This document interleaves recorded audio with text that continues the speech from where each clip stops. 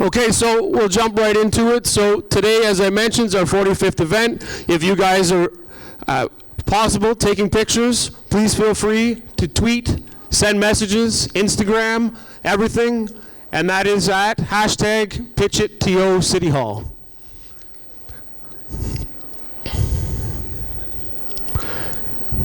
Some of the up-and-coming events that we have, most notably, you'll see, it's hard to see from over here, but we have York on May 22nd.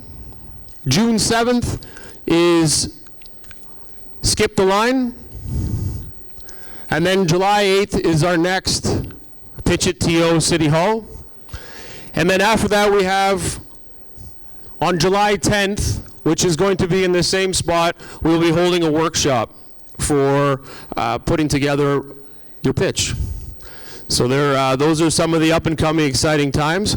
And some of the things that we've made changes to, just to give you guys an idea, is we moved the PitchItTO City Hall from just being a regular going through Seneca, York, Durham, working through those pitch events to come to City Hall, to using our Skip the Line event to allow that event to dictate some of the new and up-and-coming pitches at City Hall. Skip the Line is a paid close event where it's in front of multiple angel groups. And this is done again to syndicate and move faster through the ecosystem as we're trying to help startups move faster to get funding.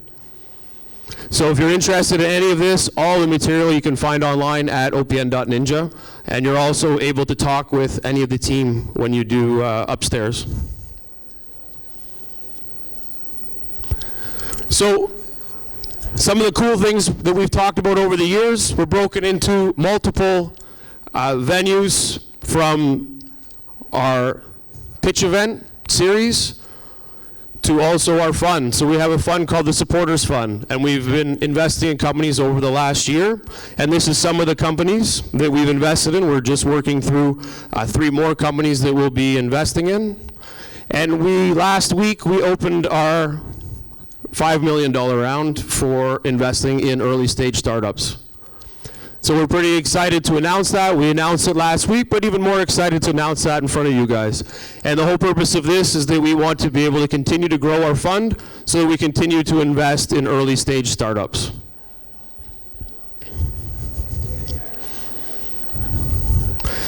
Here are some of the companies over the years throughout our events that we have worked with that have pitched at our events. I think there's close to 150 companies that have pitched over the better part of 3 years. You might see your company up there. So we always try to throw a little bit of a theme into everything that we're doing, and this event, we decided that we wanted to make it very entrepreneurial, and we came up with entrepreneurs or building a business is like a garden. And the reason this came up is because in a few of the companies that I've been working with, the mindset is that I just want to be able to drop everything and make the biggest company in the world. And I think sometimes we forget that you have to actually plan, organize, and build that business first before you can take off running. And the reason I use the analogy of a garden is because there's a lot of elements that go into putting a garden together. Any gardeners out here? You guys need to garden more. Come on. But the principle behind gardening is that you plan a space, you figure out what you need, tools, plants, flowers, vegetables. You figure out the space. You start to decide next on how am I going to plant this? Do I need water? Do I need soil? What do I need to grow these? How do I stop all the outside elements from the bugs to anything else that can be an environmental hazard to your product? And then you decide to buy the product and you start to plant it. You start to grow it, you put water in it, and it takes time to nurture and grow that product. At that point, you might go to a supplier, you might go to other businesses and figure out how you can sell them your product. And this is all a step-through process that gets you to your end goal, which is yielding a crop. And then you get to rinse and repeat. And I think sometimes as an entrepreneur, we kind of forget that there's a lot of steps that go into that. And that could be going and asking for funding. That could be anything you can dream up that's going to happen along the way. So visualize when you are starting that company, because a lot of you today are entrepreneurs and you're looking to start a company. Visualize something that you had to start from scratch and figure out all the things that you had to do to make that successful, because that's what it's going to take you to start a business. And the people pitching today are a prime example of people who've put everything together to make that happen. Upstairs, you witnessed 30 companies that are putting it together in the right way, and they're hustling and growing their business, and here's a lot of their brands.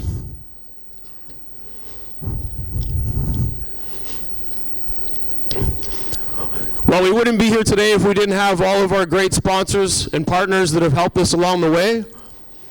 So I want to thank the City of Toronto, StartupHere, which has provided us with the space, the security, and all of you guys to be able to get in here quite easily, to be able to be like John Tory, Jess, taking over. Listen, Shelley. You're Shelley today, that's the... and I want to thank Miller Thompson, our legal partner, One Core Media, Marketing, Global Payments, Back-End Payments System, Bateman McKay, Accounting, Hardboot, Software, and then all of the companies that helped us through the journey, which is providing you guys with products, from helping us with social media, hosting, system buying, new track, social media, and then the products upstairs that you guys were trying, Mindful, Flow Water, All for Nothing, All or Nothing Beer, and at the end of the event, there'll be pizza, and that's provided by Mother's Pizza. So let's give a round for those guys for all their help getting us here. And that's Mama's Pizza, not Mother's.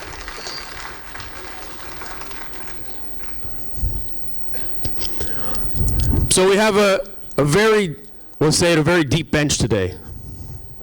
And I'm pretty excited that we've been making little changes as we grow, and we alter the way we like to see pitches and the way we interact with the pitches and the advisors.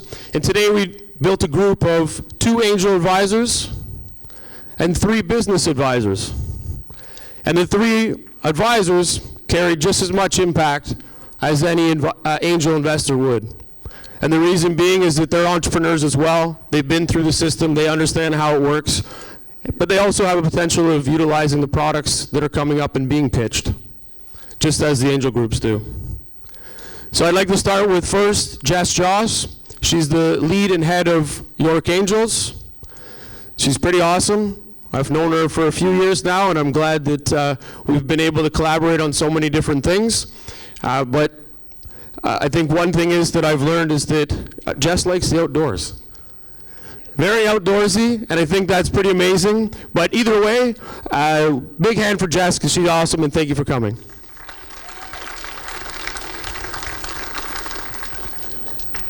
Jeff is the director at Mars, and I've met Jeff probably just short of a year ago, and he's an avid tennis player, but he's also an entrepreneur. So he's been around the block. He's done a lot of things in the entrepreneurial space, and I've been working with Jeff as much as possible to figure out how we can integrate what we're doing with Mars. So we're happy to have you here today, Jeff, as well. Thank you. Nikki, I think we've known each other for a couple years as well, and she's also been through the entrepreneurial side, but more importantly has worked through agencies, so she's worked with a lot of different companies throughout the years, and now she heads up and runs through RBC, which is pretty exciting. And I think, Nikki, you also are an outdoorsy person as well. Outdoors work for everybody. But Nikki, thank you very much for coming today.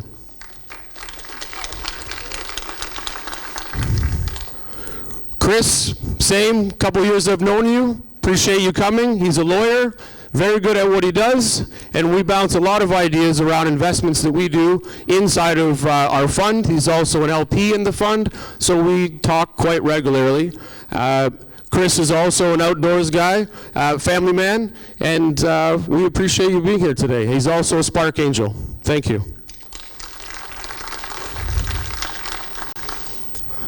Sharon from PTPA, which is the parent-tested, parent-approved company. We just recently met, but I was overwhelmed by how exciting and the things that you've done in the entrepreneurial community, and one of them being that you created the first, and I'm going to mess this up because it's the first wireless internet company. I think that's pretty damn impressive. So, Sharon, I'm excited to learn more about you and get more excited about the things you're going to share today. So welcome and thank you very much.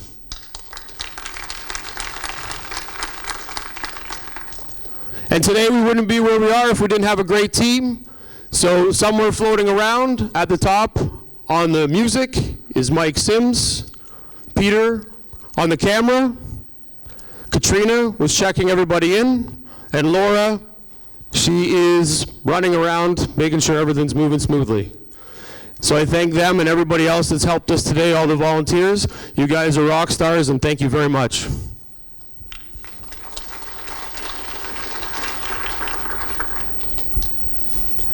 A little bit about myself. My name's Jeffery Potvin, and we put OPN together so that we can help you guys find money faster. My background, software, technology, investor, screener. Oh yeah, hockey. I play sports too, I don't just work. And soccer too. So you can find out online, I guess. Hook me up, add me on LinkedIn. More than welcome to chat with you guys. Thank you. As you can tell, I'm a pacer. I can't stand in one spot. Eventually, by the end of the show, I will calm my nerves down, but yeah, I do start to pace for some reason. Either way, the way we're all here today, or the why we're all here today, is for the pitches. So there are 4 companies that will be pitching today. The way it works, 7-minute pitch. We tested this, we loved it. The companies pitching loved it, so we had to stick with it. So it's a 7-minute pitch. 1 minute from 3 of the 5 advisors. The startup will say thank you because we want to save the time and they can build a rapport with the angels that way. And then it will be 5 minutes of Q&A from the crowd. If you do have a question, I ask that you do hands up. It's the best way for us to get a mic to you, and we'll go from there. And make your questions hard-hitting. All right, so first up, we're going to have Tip Tap Pay, Chris. So you're welcome to come on up, and we're going to get that set up for your pitch.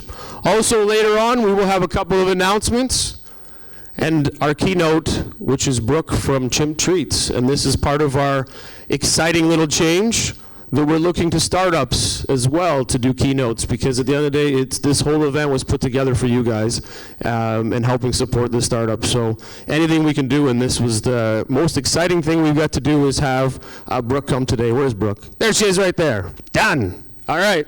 We're getting there. We're getting there. All right, Chris, you ready? You're going to take this. Oh, sorry, that one? I'm going to put you on. Oh, this one's not. You can, but... Oh, yeah. Wherever you want me.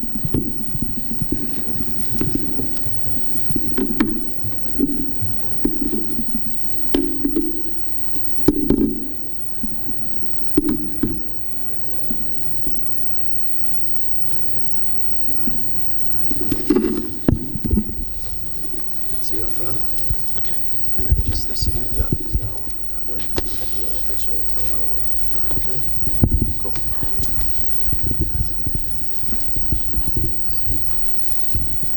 All right. Even if he's not ready to go, I'm ready to go. So I'd like to thank everybody for having me here today. I'm Chris Greenfield. I'm the founder of Tip Tap Pay. We are essentially changing the way people make payments. Where you used to use change, you know, it's getting harder because who carries change anymore? Not many people at all. Tim Hortons is a good example where we saw the disappearance of change. The Canadian Mint got rid of the penny, and Tim Hortons lost over $1 million in charitable revenues that year. The total charitable market in Canada lost $3.6 billion because people can't make those impulse donations. Those change boxes are empty. You leave the stores, sorry, I have no change. It's not just charities and fundraising that's suffering either. It's anyone who's not accepting digital payment for small volume, small amount transactions. We make it simple. We actually make it simpler than cash. Basically, all you do is you take any of your existing payment methods, Visa, MasterCard, Interact, you can use your Apple Wallet or Google Pay, and you simply tap the device, and the amount on the device is what you've just paid. You don't require any other device, no Wi-Fi, you don't require a phone or anything like that. All you do is have this simple solution, and you tap. Ooh, yes. We overall are a faster, simpler solution than what's out there.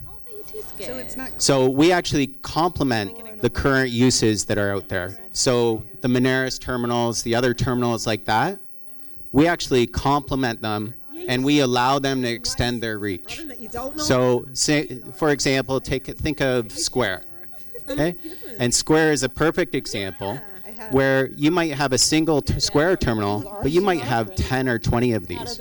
So what does that do? That actually helps to generate more revenue for you and make your customers quite a bit happier. And I can't actually read this, but we're very secure. EMV, PCI, those are global standards. We're actually partnered with Global Payments and Visa. Really exciting that next week we're going to the Global Visa Partner Conference in Chicago, where all of their global A-lists are going to be, and we're going to be showcased as the future of tap payments. So I'm hugely excited, and our team is awesomely excited. Completely standalone device. As I said, it doesn't require any other connectivity. So you can put it anywhere. You can use billboards, or you can use it in standalone point of sale donations. And it's all preset denominations. It's safer and easier than current point of sale and payment terminals. What it also does is it allows you to transact a lot quicker.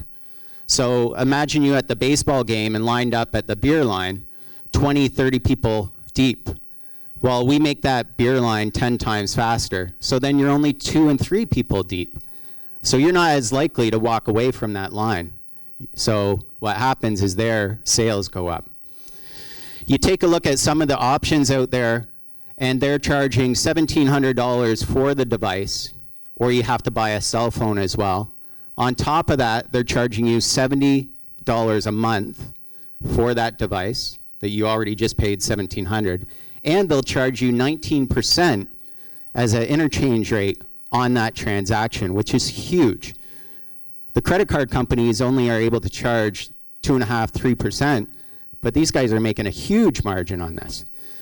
That might work for some enterprise and some commercial solutions, but definitely not for the charity and fundraising. We've been getting a lot of great feedback from our customers. They're loving it. They're seeing huge growth in their sales. Sometimes where there wasn't any sales before, now they're seeing 4 times. Well, 4 times 0 is still 0, but you know what I mean. We've got very strong traction. You're going to start seeing us in some pilots, maybe with some people that you can see over my head. We're talking to a number of other groups. Some that you might pay for cookies every year, twice a year, $5, adds up quite a bit. And we see a lot beyond just the charity and fundraising market. We also see an opportunity within the enterprise segment and also community fundraising. So sure, you can pay for that at your kid's school. Sorry, most schools don't have a bank machine. Well, now you can actually pay just with a simple tap to get into that Christmas concert.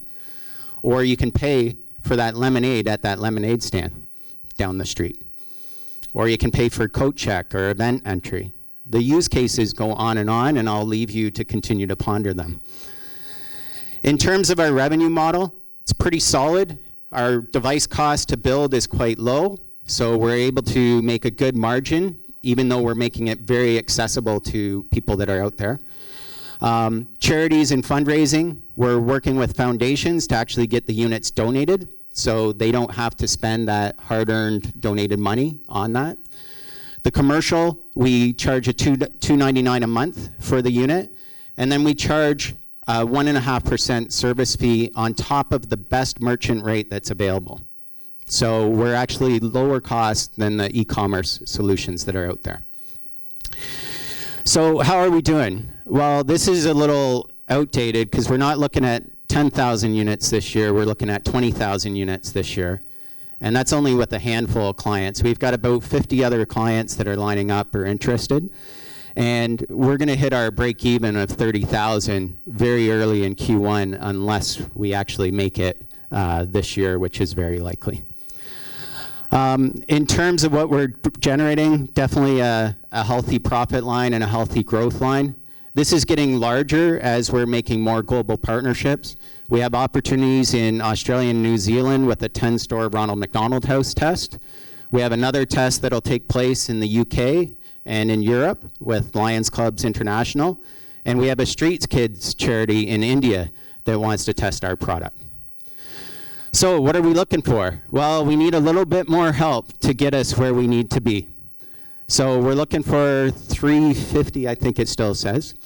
And we're hoping that maybe there's somebody in the audience or a group in the audience that might be nice enough to talk to JP and maybe up their contribution to the cause. How are we going to use that money? Pretty simple. We're going to manufacture the product. We're going to build our partnership team. And then we're going to go to market and sell a whole lot of devices and hopefully make a lot of money for those that need it the most. This is my team, awesome level of experience. Really what we're looking for today is, sure, some financial help, but if you do have any charitable partnerships that you might think that would be interested in this product, we'd love to hear about that as well. So tiptappay.com. Thank you. I look forward to your questions.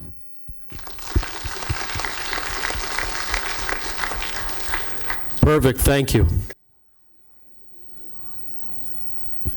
Okay, so which three would like to jump in on this? Chris, I know you've got things you want to say. Who else? Jess?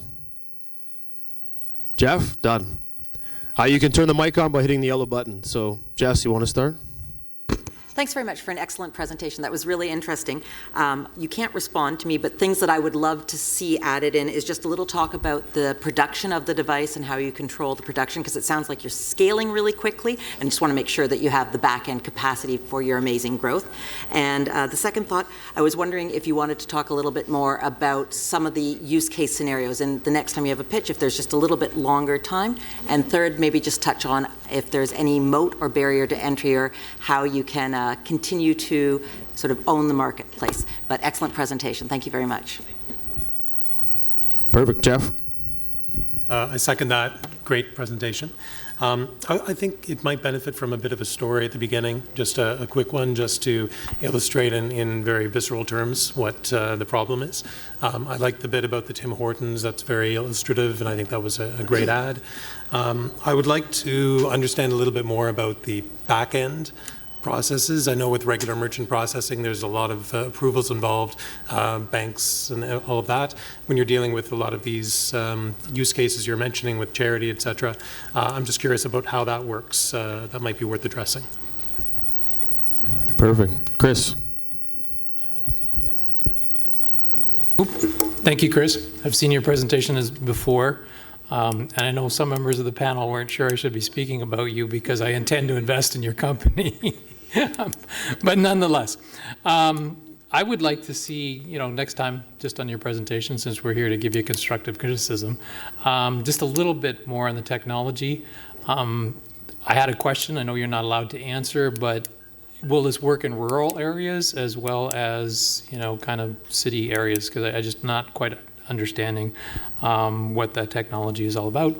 And then I kind of had the same question that Jess did in terms of the ramp up and the scale, and how you're going to handle this, because it could just scale so rapidly that, it's going to be tough to handle. Anyway, good luck. Thank you. All right, perfect. Thank you very much, guys. All right, so now we have some questions from the audience. Who's got a question? Very good presentation, sir. Very good presentation. My question again is, who owns the IP of the device and how is it programmed? Sure. You can still hear me from here? Okay. So in terms of the IP, we've actually patented or applied for patents in 6 countries around the IP. Fixed payment, standalone device, working off of a cellular network that is accessible in everywhere there's a cellular connection. We own the IP, and the second part of your question, sorry. Programming. Yeah, so in terms of the programming, the device is actually programmed into the firmware. It's got a secure chip, so that cannot be changed or manipulated. And that information is also duplicated on our server. So what happens is when you tap, we take secure information from your credit card. It's not decrypted. We take nothing personal. We don't have the card or the expiry. It's transmitted through the cellular network to our server, and then our server work with some of the largest global processors to actually make that transaction occur. So, yeah. Perfect, thank you. Hello, Chris. Do you have in the future, do you have any plans so that individuals can buy it? Because GoFundMe is really big right now and those type of platforms, so might be opportunities there for people to either leave GoFundMe or, extra options. Yeah, thank you. I could have planted that, but that's great. So answering the question of scale up as well, we are really focused on the charity and fundraising market to begin with, because it is really what our purpose is with the company. But we do plan on then moving into the enterprise. We have a few pilot tests that we're going to do. But then once we've had an ability to ramp up production, which we actually have 5 factories that are looking at it. We're starting our local production in Toronto, where we'll be able to produce 10,000 units a month. Then we're going to be moving it to Asia longer term, where we're going to be able to produce 1 million units a month. I was worried about it until last week when I actually got confirmation of that, so I'm actually feeling better about our scale-up potential. Once we've hit our scale-up potential, then that's really where we want to be able to make digital payments accessible to everyone, and that's where the crowdfunding and community, opening it up to the community and individual users come into play. And we've built a very simple app application program and Amazon Prime fulfillment that allows you to do that very easily. We just have to wait till the production is at that capacity. But thank you. Questions? While I make my way over, can you explain more about the security? Sure. First off is everything's encrypted. We're fully covered with EMV and PCI, which that doesn't mean anything to a lot of you, but it's the global requirements that all of the card companies and banks have agreed to keep all of our data safe. That information is transferred through a secure network to a secure server, which is also compliant with everything. We don't actually handle or decrypt anything. It's decrypted by the card companies who already know all that information. So, yeah. And we have like 8 levels of security on the chip. The unit has got a bonding agent in it, which is anti-tamper. It's like, yeah, it's pretty good. The question about the rural got me thinking, and I was wondering, how does it stand up to the weather? So like parking lot applications or outdoor vending machines, driving ranges, things like that. Yeah, awesome question. So we're part of actually injecting this bonding agent, which makes it anti-tamper, actually is waterproofing, and it provides thermal properties to it as well. So it allows us to operate in extreme Canadian cold temperatures and extremely warm temperatures like you'd experience in the UAE and areas like that. So, yeah, thank you. The only thing that by weather is battery, but on any outdoor, the battery would be plugged in. So, sorry. Hi, Chris. How are you? Very good. Thank you. Great presentation. I'm with the ZVIP network. Question. I'm sure a lot of people have run into this problem. Maybe it's not towards fundraising, more so for a lot of convenience stores. If you don't purchase a certain amount of within dollars, they charge an extra surcharge of 25 cents. Now you're talking about pennies at Tim Hortons and other small chains, but I'm wondering, does this machine mitigate these type of costs in a convenience store setting? Yeah, because we have a simpler and more direct process, so there is a lower cost to that.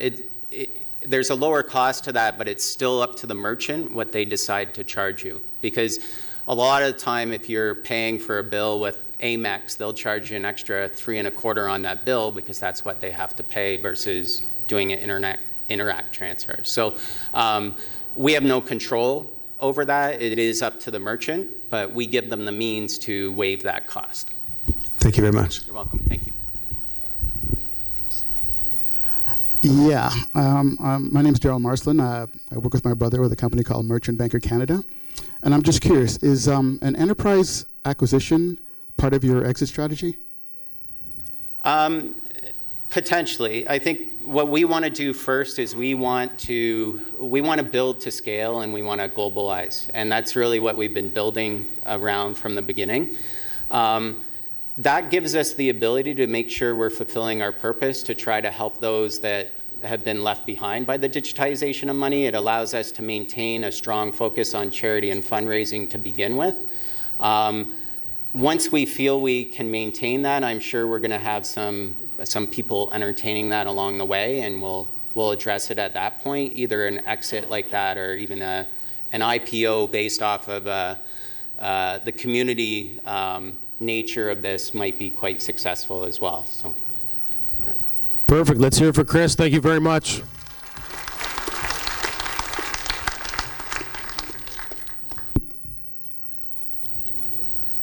And you can find Chris upstairs after if you have any other questions. Next up is Crossport. Chris.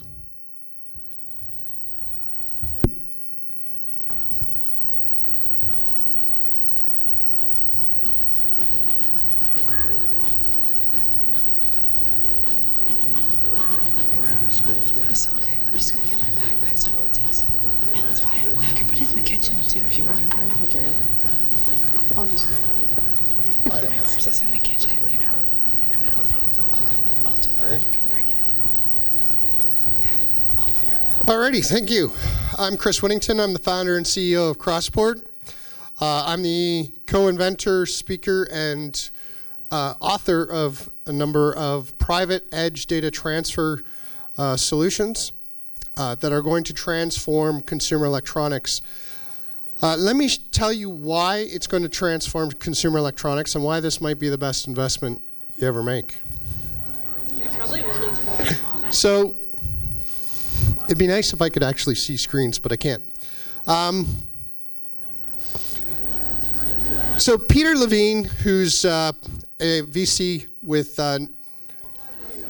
Anderson Horowitz, he's described technology evolution as building capability at the edge and at the core. And the last cycle has really been about building data storage and data processing at the center. And you've seen the mobile and the cloud. What's interesting is we're coming to an end where you just can't do any more at the center. So everything's moving to the edge. And this intelligent edge has got the problem of how do I move more data privately than ever before? And that's where we play, and that's what we solve. So more data has been created in 2017 than in 5,000 years of history, and then it grew 10 times that in the next 2 years. What's interesting is 75% of this information is generated basically by consumers, your videos, your even text, pictures, very high resolution multimedia. And all this information is being transferred and exchanged over social media platforms, and we have really no good way of storing it and exchanging it privately. We have to keep going up and down to the cloud. And that gets costly and it gets really slow. So millennials and Gen Z are a phone-first generation. So how do they move what can be up to 2 terabytes of data on a phone? And that's very easy to do because in 4K, you're going to get 100 gigabytes in less than an hour. how do you move that to other systems? And this has become more and more difficult as most of the data is being generated on mobile systems like tablets and phones. So the typical family is going to have up to 25 systems in the house with over 5 terabytes of data. How do they ever transfer that data? Well, Crossport solves that. And we solve that with the fastest file transfer technology available. So you think about Wi-Fi and you think about how everything connects to Wi-Fi and that keeps you alive for the rest of your life. But at the end of the day, it's a terrible platform for moving large amounts of data. And 5G will definitely save the universe. It will save most consumer electronics companies because you'll have to replace everything. But at the end of the day, moving that 100 gigabytes will cost you $1,300 US on average and could take you months, actually, because they'll throttle your speed after 20 gigabytes or so. So what we've done is we've taken the most universal data protocol, USB, and we've built an exchange platform that allows you to plug any USB device in and exchange data at up to 20 gigabytes per second right now and 40 gigabits per second very shortly. So what this is a direct data pipeline. There's no buffer between these systems. They use standard cables, standard ports, standard systems, standard software. You do nothing new. So this is just plug into our intermediary device, which can be built right into a cable, in fact, and you have direct connection. And what's nice is with Type-C cables, you now have power, audio, video, peripherals, and now data up to 10 gigabits per second in our proposal today right away. This technology has a granted patent in the US. It is pending in Europe and in China. There are additional patents that are following on. So what's really interesting is this technology allows us to build a whole new piece of technology, which is a hub and switch design built in. So your Type-C, so if we look at a standard Type-C hub right here, it's got this lovely vestigial tail there that we're not quite sure what it is and sticks out of our pocket when we move around with it. But what we've done is create a technology where that tail is no longer required. And any Type-C cable will work for either a system or a device, no matter which, across. What we're proposing today is to build a chipset that will support 10 gigabits per second on any one of these ports, and it can be either a device or a system, and it'll act accordingly. So everything we're doing is compliant with USB specifications. We just figured out how to work it a different way, not that anyone else has figured this out. Our implementation of a 20 gigabit bridge switch is 40 times faster than native USB transfers between systems, and that's because they kick you down to a USB 2 speed on the Type-C cables. We also eliminate Type-C insecurities, so if you plug in your phone into any other system, you're now at the behest of that system, and they can brick your phone, they can do anything they want with it, and that's just the rules of USB. Our technology buffers that and ensures that the systems are peered, and nobody can take advantage of your cell phone anymore. So the other thing that's nice is because there's no cable or upstream connection that has to be determined, the technology is actually cheaper and faster for companies to build. And this whole concept of a switch was introduced in 2015, back before we had data problems, and it came away with a peripheral award honors at CES. I've also spoken at a number of conferences, the IEEE conference on consumer electronics, as well as the creative storage. And there's a real problem in the industry, and the big companies are trying to solve this. They just keep solving it the old way, and that's never going to work. So what we've come up with is a single design. It is a 4-port, 10 gigabit switch, and that's probably has a useful life of over 15 years because we're still using USB 2 from the 1996. What's nice is it's plug and play and drops into any existing product today. So you're looking at hundreds of millions and billions of systems where this technology, this small little chip, can be dropped in with really no additional investment by producers and sellers. We've already established a very strong pipeline. We're dealing with a $6 billion a year contract manufacturer who supplies Apple, Microsoft, HP, et cetera, et cetera, et cetera. And they're already interested in moving this through their channel. All we need to do is provide them with the chip, and we sell the software that makes that chip work, and they're off to the races and everything drops in. There's already confirmed demand at the big companies.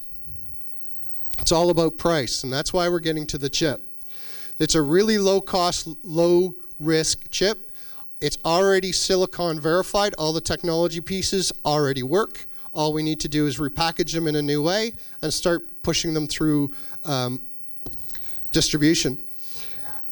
20 gigabits is here today. 40 gigabits is within a year or two.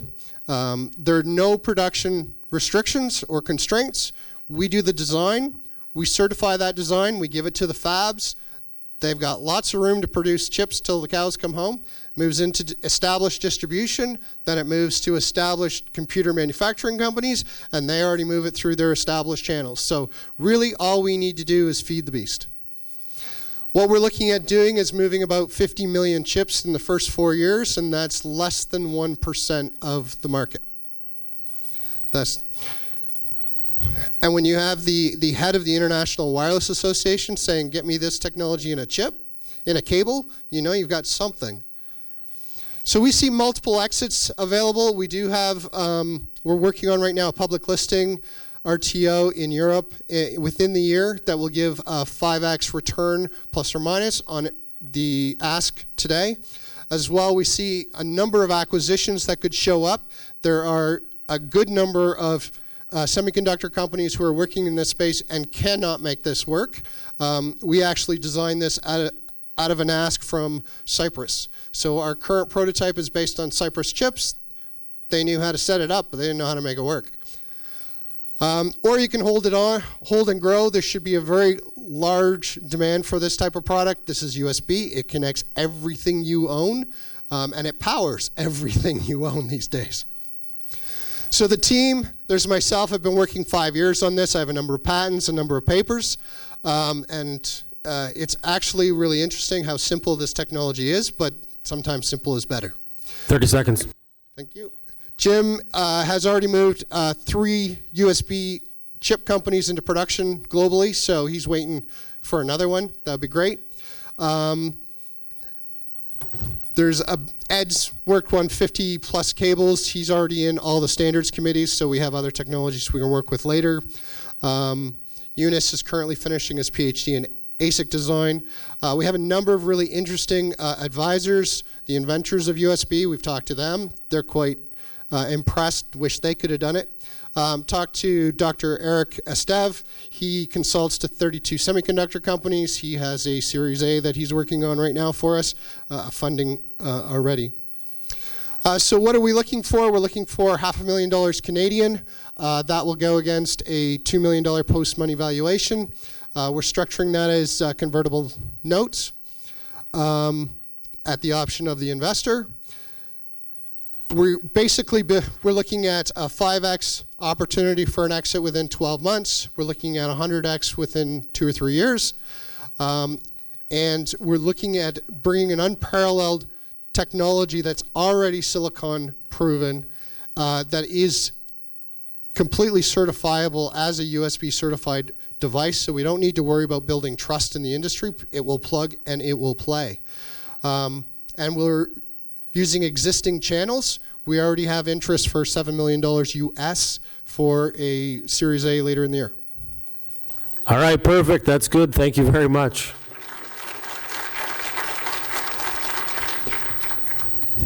Sharon, who else would like to jump in? Nikki? Chris, all right, you're up. Nikki, or yeah, you start there, sure. Hi, Chris. Nice to meet you. Thank you for your presentation. It was great. I do have a couple questions, which I know you can't answer, but I think from the product perspective and all the work that you put into this, it's amazing. Wearing my marketing hat, because that's obviously my background, I definitely think you could work on the story a little bit about like what are you solving overall and the challenges in the marketplace. I think also the fact that you've won a CES award is amazing, so showcase your beautiful product and let us see it. I also felt like you could probably showcase, maybe even in a graphic, the distribution channels, because you're talking about a massive opportunity, but then we're not seeing it. And like you could really showcase like how easy it is to distribute against all those manufacturers and partners. And then my last thing was I had some questions about the Type C security vulnerability, because I think there could be an opportunity to communicate that better. And I just, as a consumer, wouldn't know what that meant. Thanks. Perfect. Thank you. Sharon.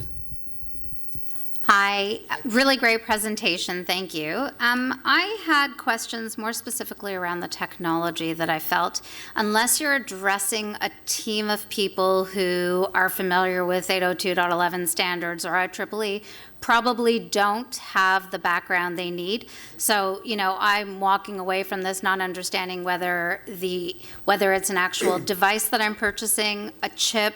At one point you said there's no cable, but we've referred to a Type C cable.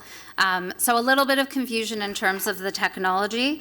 And again, I know you touched upon how millennials are really data heavy, whether it's video, photos, things like that. So broadening the use case stories, I think, would be really, really valuable, so that people with a lower tech background could really understand all of the real life implementations of this product.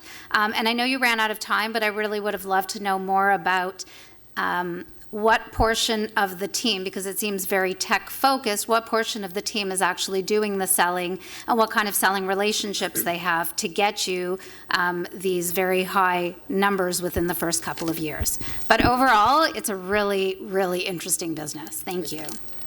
Perfect. Thank you. Chris? Thank you, Chris. I enjoyed your presentation as well. I've heard you before. I would just like to see next time the product. You know, I mean, I think we're kind of left like, what is the product? You know, is it just a chip, or is it a cable, or is it a connecting device to transfer the data or whatever? You know, bring something. You know, show us. I guess.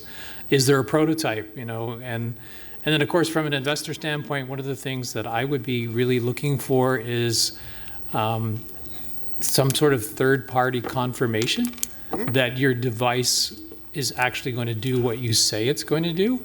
Because I mean, it sounds so fantastic to us just sitting here that it's like, well, why isn't somebody just cutting you a check now? You know? So that's what I would like to see. But thank you.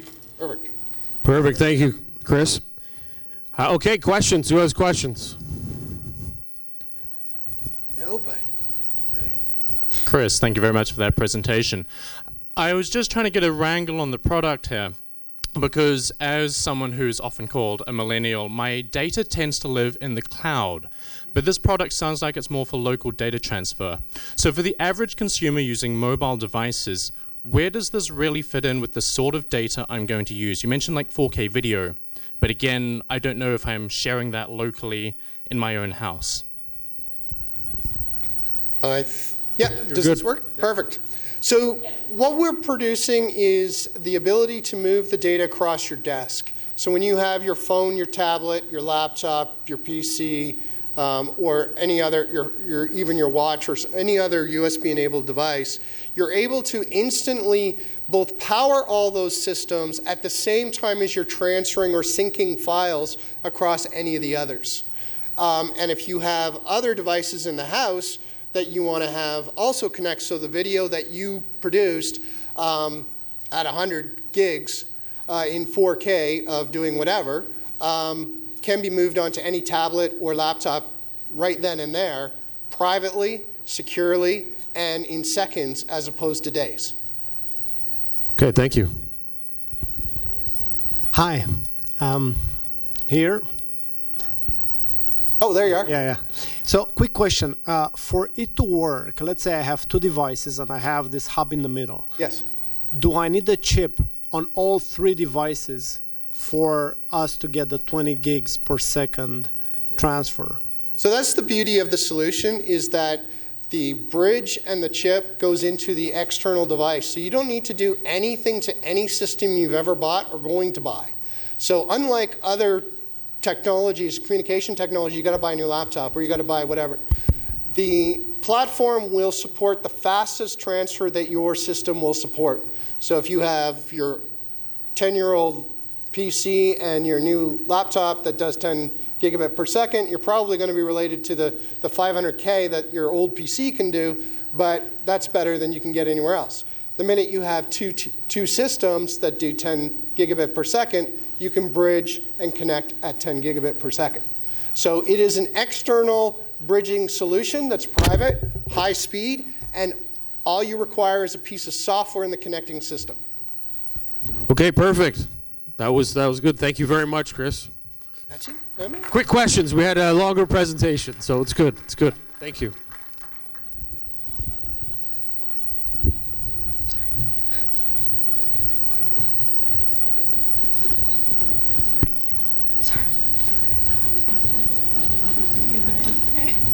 Excuse me. Somebody left this on the seat. Okay, how many of you guys have heard of Fireside before? Yes! There's a lot of you that haven't heard of Fireside, apparently. So we're going to give you a little quick snapshot of Fireside. And so Fireside started 4 years ago, and it was started by a couple of guys, Stephen being that one of the couple of guys. And I went the first year to Fireside, and I will tell you that being this was just like seeing your first startup. I was going to something totally raw, different, had no idea what to expect, other than the fact that I knew Stephen, so I was kind of excited to find out what was going to happen, and was completely blown away. I think there was, 70 of us, 80 of us? Yeah, something around that, 60, 70 people, and it was 3 days of fireside chats, a lot of amazing entrepreneurs that all came together to hang out, talk about what we've been through, but almost leave work at the door because no mobile phone would work out there. So you really had no choice. They had this docking station, which I think is run off a 56K modem, and what it did is it allowed us to ground ourselves and enjoy the time that we had on the lake in this foreign amazing space. The trails there for running, sick. So at the end of the day, 4 years later, we've attended this event with Stephen and the guys, and what I can tell you is that they've built an amazing weekend getaway. It's in September, and Jess has been there. There's lots of people in here that I've seen that have obviously been there as well. And I think that what it comes down to is it's a really connecting way for entrepreneurs to get off the grid, work with each other, learn, build connections, and get to network with people they would never think that would be there to network. They've got great sponsors, but they have great people they've brought in all over the world to speak and connect with entrepreneurs. So because of that and because of the excitement we've had, we decided over the last couple of years we've been working with Stephen and the team to figure out how OPN could do more things with them, because we work off the same communities. And we started last year or 2 years ago. We ran a pitch event, and then last year we tied really well into a pitch event, workshop and a pitch event. And this year we thought, well, could we do something even more and bring some more value back to the entrepreneurs? So we created our own little Fireside OPN partnership where we're providing reduced tickets to help you not only get into Fireside, but also plan for your pitch events, your workshops, and skip the line, all tied together into one package so that you get a lot more out of your venture as you start to work through this Toronto startup ecosystem. So I can introduce you to Stephen because he's a rock star. I'm a huge fan, and I'm glad that we're partnering together. So, like it. Thank you, Jeff. Thank you. I just need 1 or 2 minutes of your time. So thank you so much to Jeff and to the whole OPN community.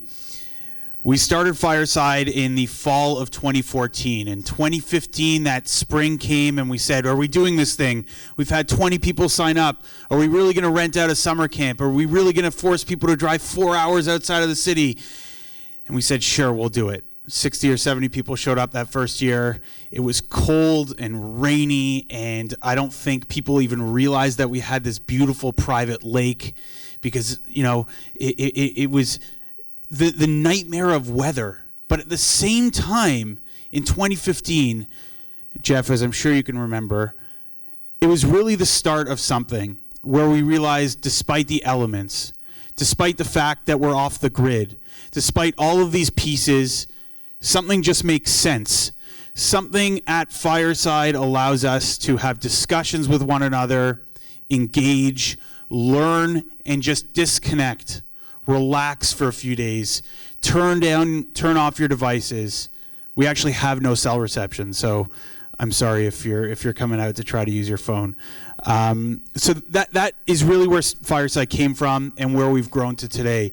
Over 400 attendees from all over the world. We started as a tech conference, but now we're much more than that. We are a global organization of amazing people, of the best innovators and influencers from around the world. So just as this final piece of how this is actually working and our mission statement of what we're really trying to drive home, Fireside and OPN developing a partnership to bring together entrepreneurs and creating a community of sharing, inclusion, and collaboration. So thank you so much to OPN, Jeff, Laura, and everyone for making this happen, and to all of you. Finally, if you visit fireconf.com/OPN, you're going to see the special promotion there where we've essentially put both things together, and you can purchase a membership to both OPN and a pass to Fireside 2019. That's firesideconf.com/OPN. Thank you so much. That was awesome. Thank you, thank you, thank you. So we can't just have one announcement. We have to have a second one. And that's only because it's exciting when you have more than one, I think, right? We all agree? Yeah, I like it, I like it. All right, so we decided, my friend Brian Watson, we've been chatting over the years, and Brian had run for the last 10 years. I think it's 10 years, right? Been running this great connector in the Toronto ecosystem called Startup Drinks. And one of his friends and buddies, Amin, came to me one day and said, hey, we should do something together. And we started to explore this. And that something together was, how do we bring Startup Drinks together with what we're doing at OPN so we can continue to build up the ecosystem that we're in and tie more people together. So we started chatting, and we came up with a great scenario on how we could do that. We'll combine our events together. We'll get people interested. And the great thing that turned out about this is we tried to kick it off the last event, and then the snow crushed us. So we're here today, and I'd like to welcome Brian. Thank you very much for this. We're excited to have your group here, and I'll let you jump in and say a few things. So I guess I'm the plus one. I'll take it. So Startup Drinks, we've been around for over a decade now. Really, this was started at a time when, for those of you who were in the community at the time, I know there's a few, there really wasn't much of a community in Toronto. There was Bar Camp and Demo Camp, well, Bar Camp that turned into Demo Camp, and that was it. And there wasn't the Mobile Mondays, there wasn't Pitch It, there weren't all these different organizations that are helping entrepreneurs do what they're doing. So the ones that were there, we saw a bit of a need for really an after party that involved drinking and getting people together just for pure networking. So for 7 of those years, if not 8, it was purely, this is the pub we'll be at. Show up if you like and have a pint. That lasted for, as I say, about 8 years until we added a 5-minute agenda because we kept getting hounded to, which included 5 pitches, 1 minute each, and a big hook if you went over that. So the goal really is come out, have a pint. I stayed involved really because at the time I was running the National Angel Capital Organization, and one of the big things that without a community, a lot of the angel groups didn't have the deal flow that they wanted. They didn't have the connection to all the good entrepreneurs that are out there. And so building that channel between entrepreneurs and angels, having them out in the grassroots, really made a difference. And some of the really early investments in the angel groups, and probably still to this day, did come from that. So really no big pitch except come on out. We're really happy to combine the communities. Our thesis has always been to amplify what's going on in the community. So startupdrinks.to.ca. Come on out. I think we have the .org as well. Come on out. Join us for a pint. It's pay for your own and come out for some networking. So there's very little infrastructure, but as I say, we've been doing it for quite a long time, and the next one I should have the date off the top of my head, and I don't. So we'll let JP know, and I'm sure he can let the community out, and that's good to see some of the friendly faces that have been out for many years. So thank you. Awesome. Thank you very much, buddy. Thank you.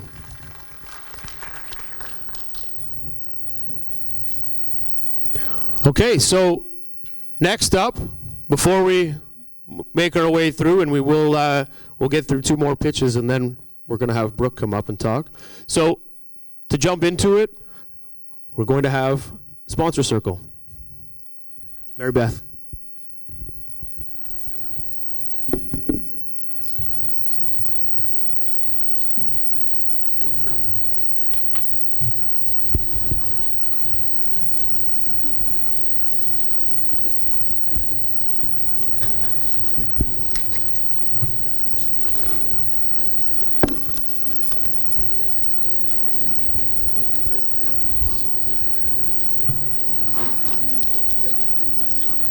Do it in front of the screen, but if you want to do it there, that's... Yeah, if you don't mind. Okay, and clicker is in here? Okay, perfect. Hi, everyone. My name is Mary Beth Kyer, and I am the co-founder of Sponsor Circle. I'm here with my other co-founders, Paul Gallant, who is technology, and we also have Brad McCabe, who is our sponsorship expert. We are a B2B technology for corporate sponsorship. And let's just start with a little bit of a few numbers. First of all, 92% of North American consumers are engaged in festivals.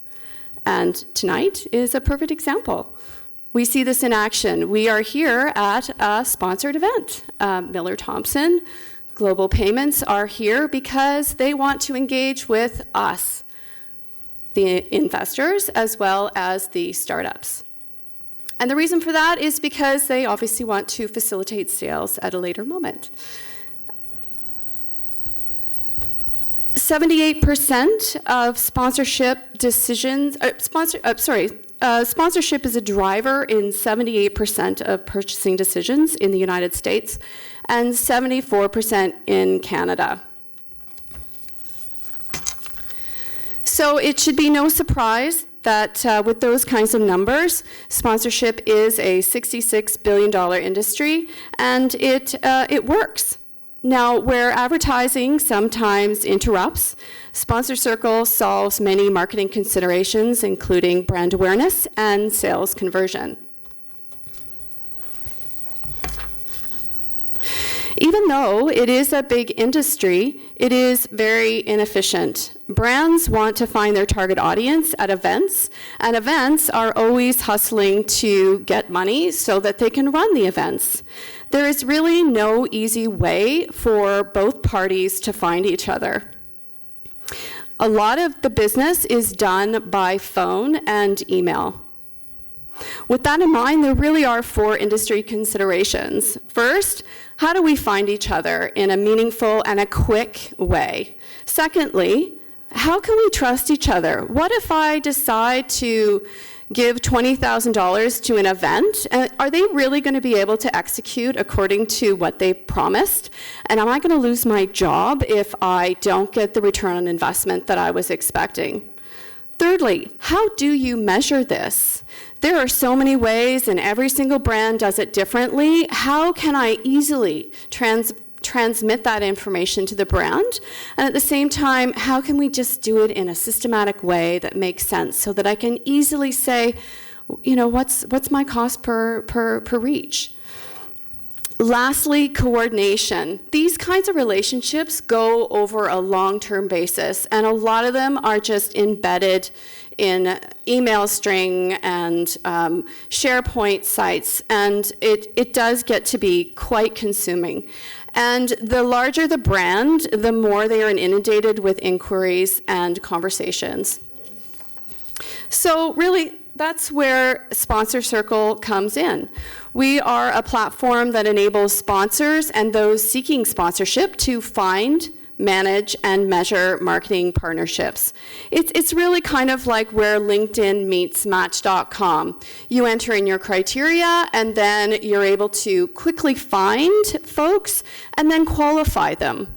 And so from that perspective, it really does go beyond just the matching component. It does help both brands as well as the events to qualify their leads. We know we're on the right track. This month, we started to actively socialize our solution for the first time, and this is who was on our site. And really, we're not surprised. So for every event organizers, what we do is we significantly reduce the upfront time to find and qualify leads because we've already done it for them. On the sponsor side, we dramatically reduce the effort to manage and measure those opportunities coming in, all in one dashboard. We also have a messaging functionality within the system in order for it to just kind of land all in one place. We also have event reporting in there as well, so that, again, it's all in one spot. We do know what it's like. We have been involved in the sponsorship industry for quite some time. Brad McCabe is our industry expert, and he's been involved on the event side for about 20 years and has experience also working on the brand side of things. We also do have deep knowledge in what it takes to build a successful IT company. I started my first company, actually, no, I'll back it up. The first one was when I was 8, but the one that I'm at now was about 15 years ago, and what we do, it's Marcom space, and we build platforms to facilitate training and marketing communications.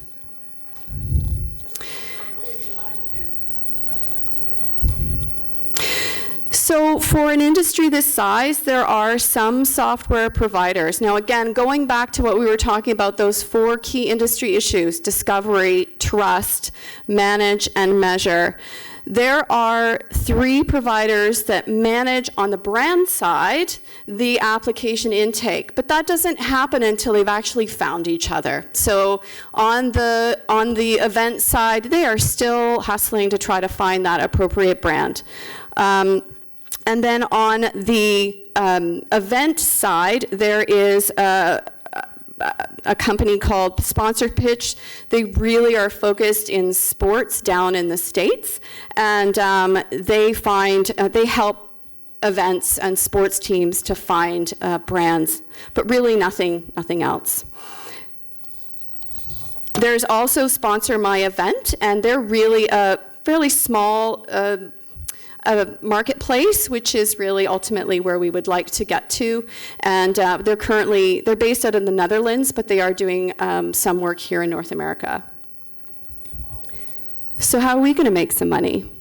Well, we're going to charge a SaaS fee and then a success fee. And we'll initially be working. Well, actually, I'll take that back. So we started off thinking that we were going to work first with brands and then the properties would come, or the events.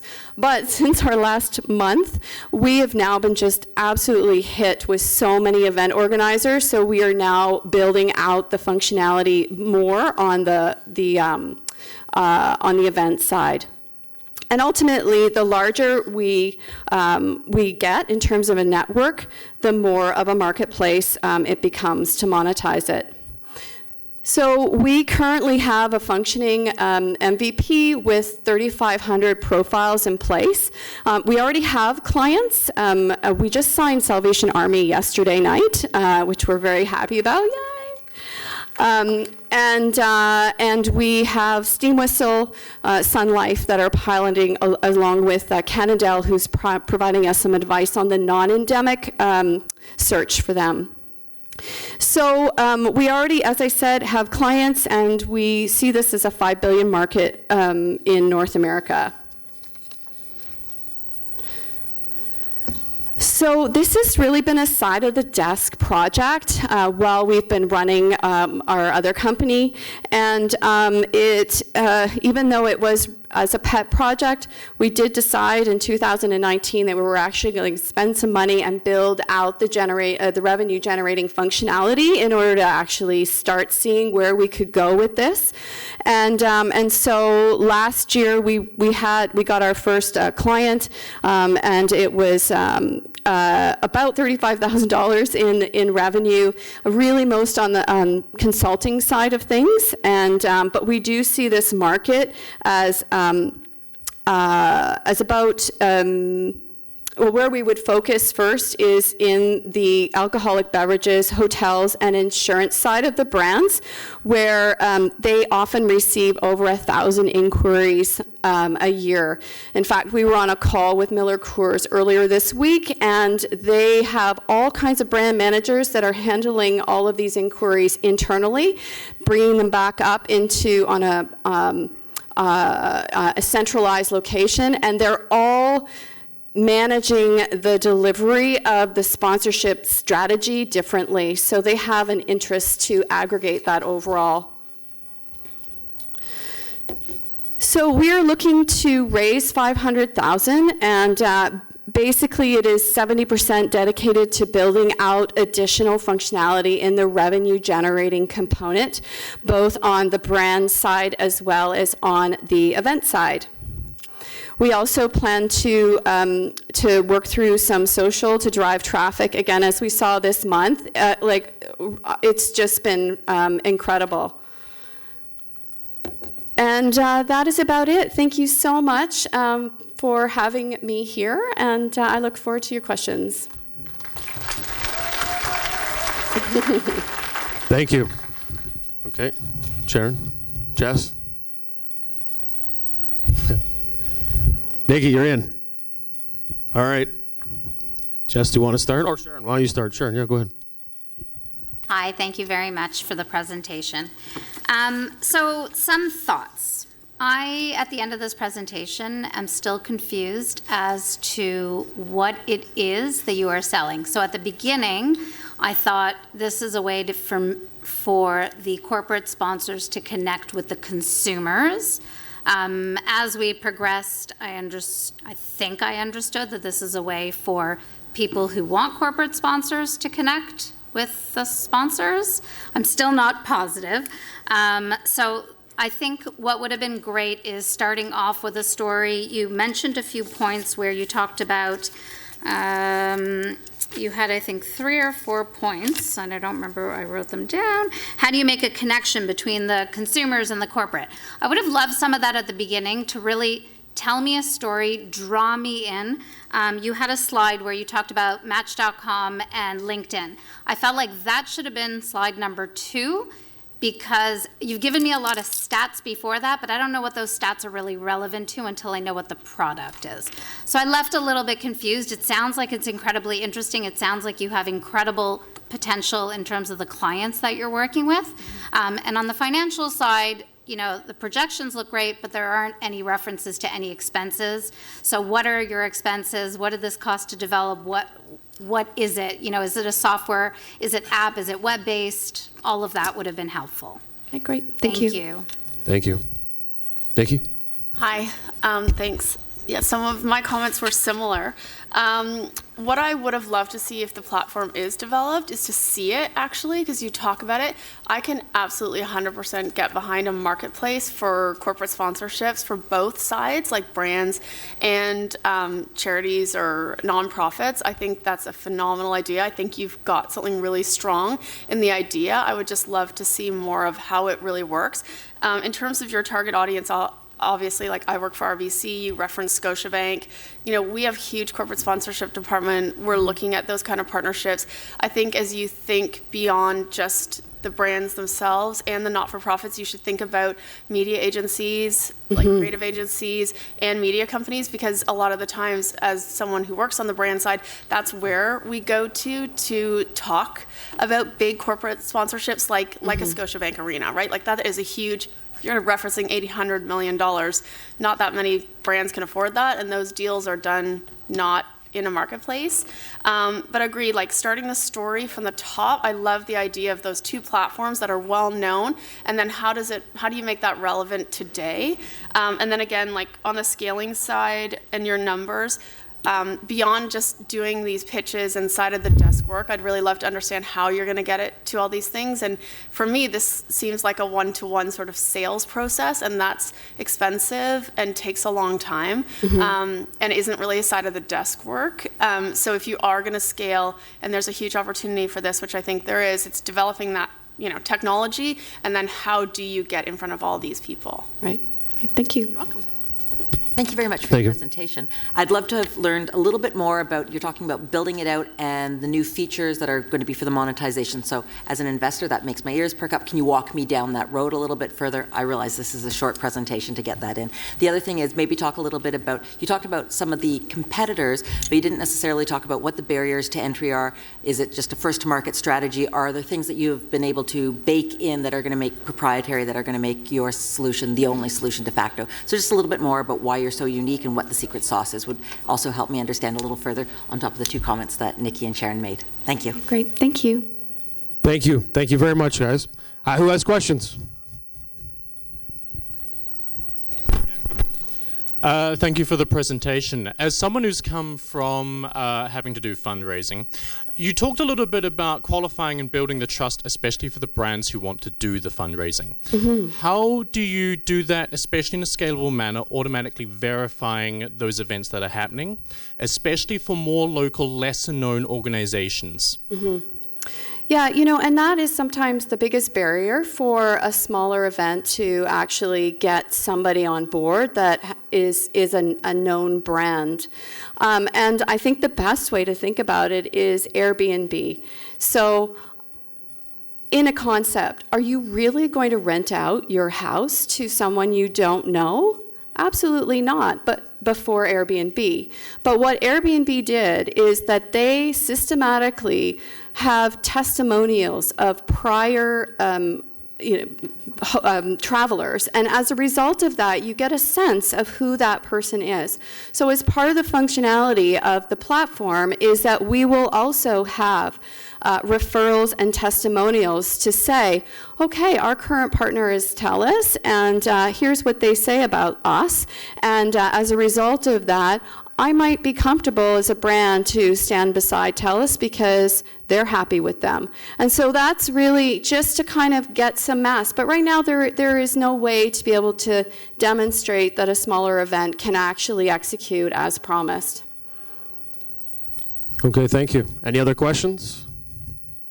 Yeah, I have a question for you. So I think you did a great job. My only question is really on the types of sponsorships. So for us, we're a food company and we sponsor a ton of events, but a lot of sponsorships now aren't necessarily financial, like a Special Olympics event happening later this week in Toronto, or later this month, sorry. We're donating $1,000 worth of free product to, and things like that. So I was wondering if sponsorships like that, like free product or say a discount on their services, if they would have a home in your offering, and if so, how you would make money from that. Yeah, absolutely. They do have a home, and in fact, there is quite a lot of in-kind type sponsorships, and the exchange, it may not be monetary, but it is a meaningful exchange that does occur. And so as a result of that, they would just, the brand can we already have this built, is just very easily configure their own proposal form. They just drag and drop, add the different questions that they want to have completed to build their ROI assessment. And so part of their question is, what are you looking for? Is it in kind or is it a monetary value? And certainly in the consumer packaging goods, they absolutely want to give product as opposed to dollar value, just in terms of margins and everything. Okay, last question is, with this, how are you finding the traffic that's coming in? Is it broken up 50-50? 50% of people are looking for sponsorships and 50% of the companies, or the people that are trying to offer something or looking for dollars? Is that a good blend right now in your marketplace, or are you finding it skewed that there's a lot more people looking for sponsorship than there are people that are willing to offer it? Right now, I think because we are in event season, we are receiving a lot of requests on the event side and the not-for-profit, all-cause based. So I think that's probably the reason why we have been slammed. However, you know, we know that any brand that is looking for improving their awareness or changing the consumer attitude, or perception, then they are willing to invest a lot of marketing dollars on the advertising as well as sponsorship, given its success. So we have also received a lot of inquiries on the brand side as well. I would say it would probably be more right now, 70% festivals, and then we have and the remaining brands. Okay, awesome. Yeah. That's great. Thank you very much. Great. Thank you.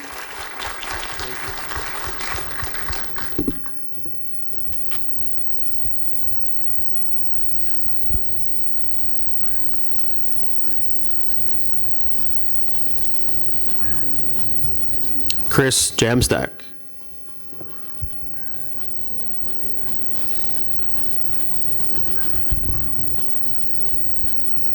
All right. So you can use this or use that, whatever you want, and the clicker is you. Cool. I'll do a mix. Okay. Awesome. Thank you. All right. Cool. I'm going to bounce back and forth between using this mic and not, if that's okay. My name's Chris. I'm the founder of Jamstack, which is this fun piece of hardware that's attached onto my guitar. To make this go even smoother, I'm going to start off with a really quick demonstration.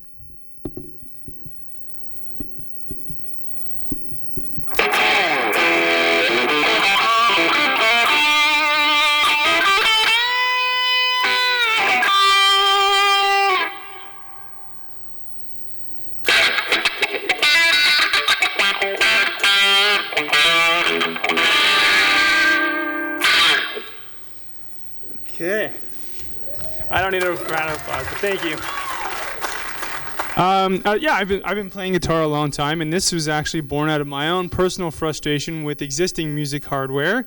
And I'm going to explain in more detail exactly what I mean. So, like I said, I've been playing guitar for over 15 years. The problem with existing equipment is it hasn't changed in 15 years. You need an outlet in order to plug in not just your amplifier, but each pedal in the chain that changes the way your guitar sounds needs an outlet. So what does that mean? Is that, well, you don't move it anywhere. It takes forever to set up.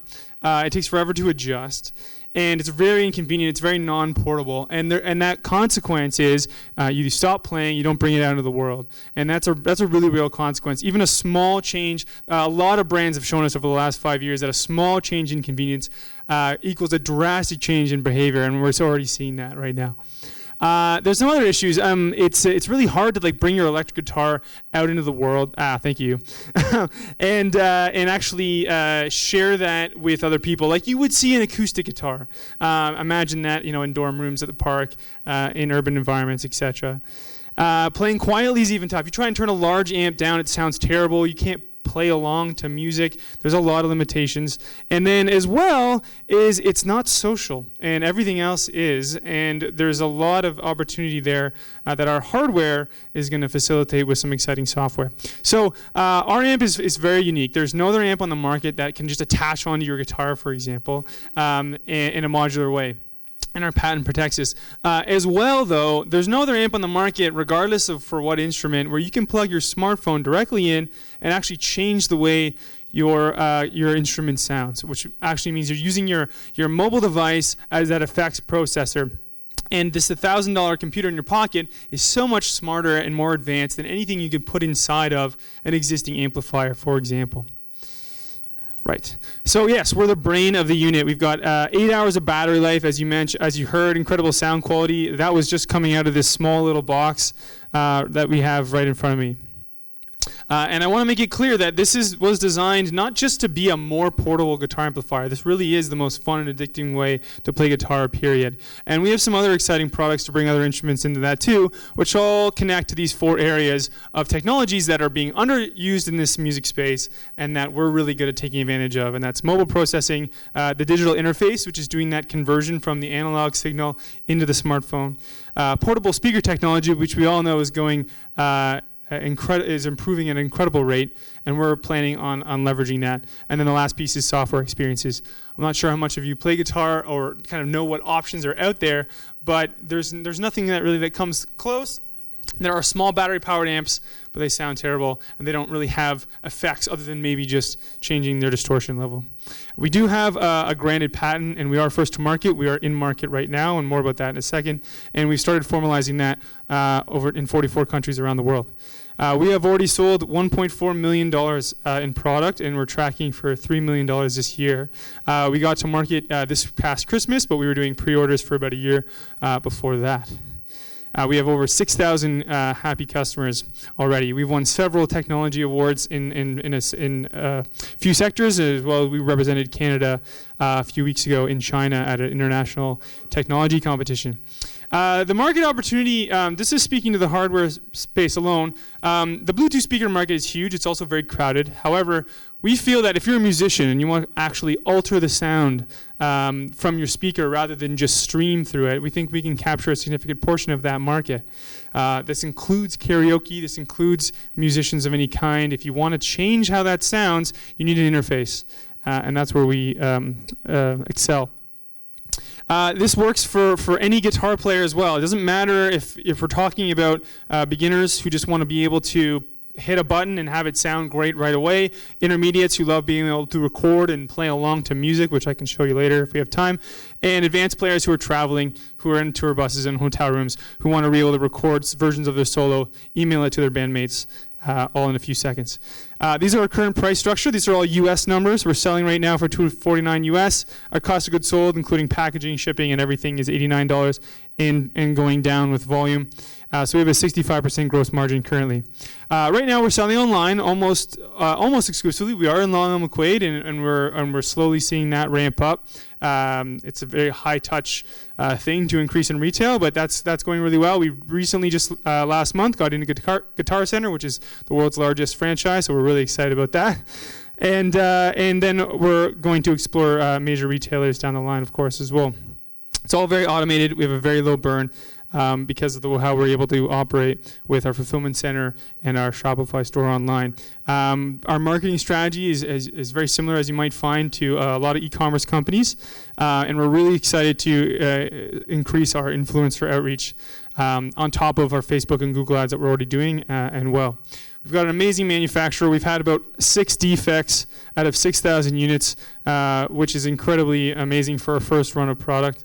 So we're really, really proud of our factory, and the scaling is not an issue, and we have a great relationship. And of course, our customers. We're in market, so I mean, what matters more than the opinions of publishers and our own customers?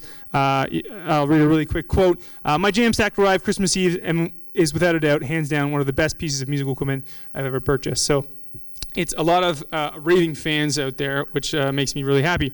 Now that's cool. All right, we've created a new way for musicians to be able to do something easier than they could before. But there's a bigger opportunity here, and that's that social part that I was talking about earlier.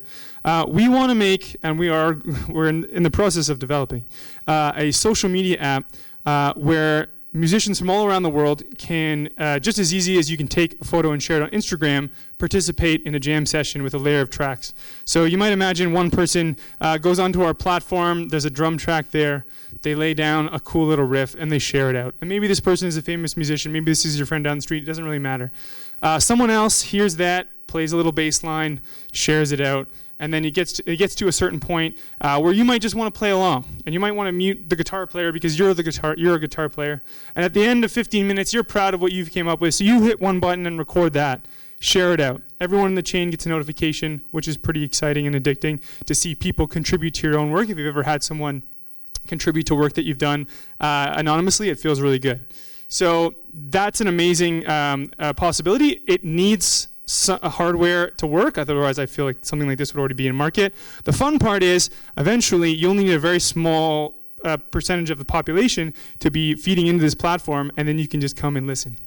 If you want to hear what the newest cool fusion between, I don't know, reggae and hip hop or rock and whatever, this is where you're going to want to find it. So this is our timeline. Like I mentioned, we launched in December. We have 2 major projects, the software I just mentioned, and as well, we're making a larger amplifier, an amplifier that will have up to 8 wireless modules all feeding into it. Each of those will have an interface, so you can imagine an electric violin, small little module about the size of a deck of cards. You plug that in, you can have your phone in your pocket or on your instrument, doesn't matter, and you're sending that signal out to a more substantial amplifier. You could have 8 people in one room. This could facilitate jam sessions, performances in small venues, karaoke, or just jamming around at your house, as well as can add a lot of recording functionality. If you want to have a studio in your home, you need a box and a laptop, and you're good to go, which will save you hundreds and hundreds of dollars. We've got an amazing team. As I mentioned, we have a very low burn rate, and we've got some incredible board members, including Jeff Long and Stephen Tapp, Jeff Long of Long McQuaid and Stephen Tapp of Stingray, which is more on the software side. So we're really lucky to have them. An amazing team of advisors in the audio space, in the legal space, in the manufacturing space. As well. We are currently raising $1 million mostly for those 2 projects, as well as inventory and some other expenses. We've got 150,000 soft circles so far, and that's about it. In summary, we're looking at doing $3 million in sales this year. We're in market. And we have great product reception. We offer amazing value to our customers. We've got great relationships already, and more every month. And we really feel that the software opportunity could be the next best social media platform. Thank you very much. Awesome. Thank you. Perfect. Who would like to jump in? Okay, Sharon. Nikki. Jeff. Done. Do you want to, Jeff, you want to start? Okay. Yeah, Great presentation. I've seen it before, really exciting business. I would actually like to see a little more exploration of the software side of it, in particular understanding that the phone acts as an effects generator and all of that. Is there any plan to monetize that, or is that an area that you're looking at making a marketplace of sounds or effects or something like that? That would be an interesting thing to explore. I'd also like to know what the overall market is. Maybe you did touch on it and maybe I missed it, but how many guitar players are out there? How many ones are sitting in closets that are gathering dust? All of that. What is the total that you're going after? But very exciting, and I think you guys are doing a great job. So. Thank you. Hi, Chris. A lot of Chris's today.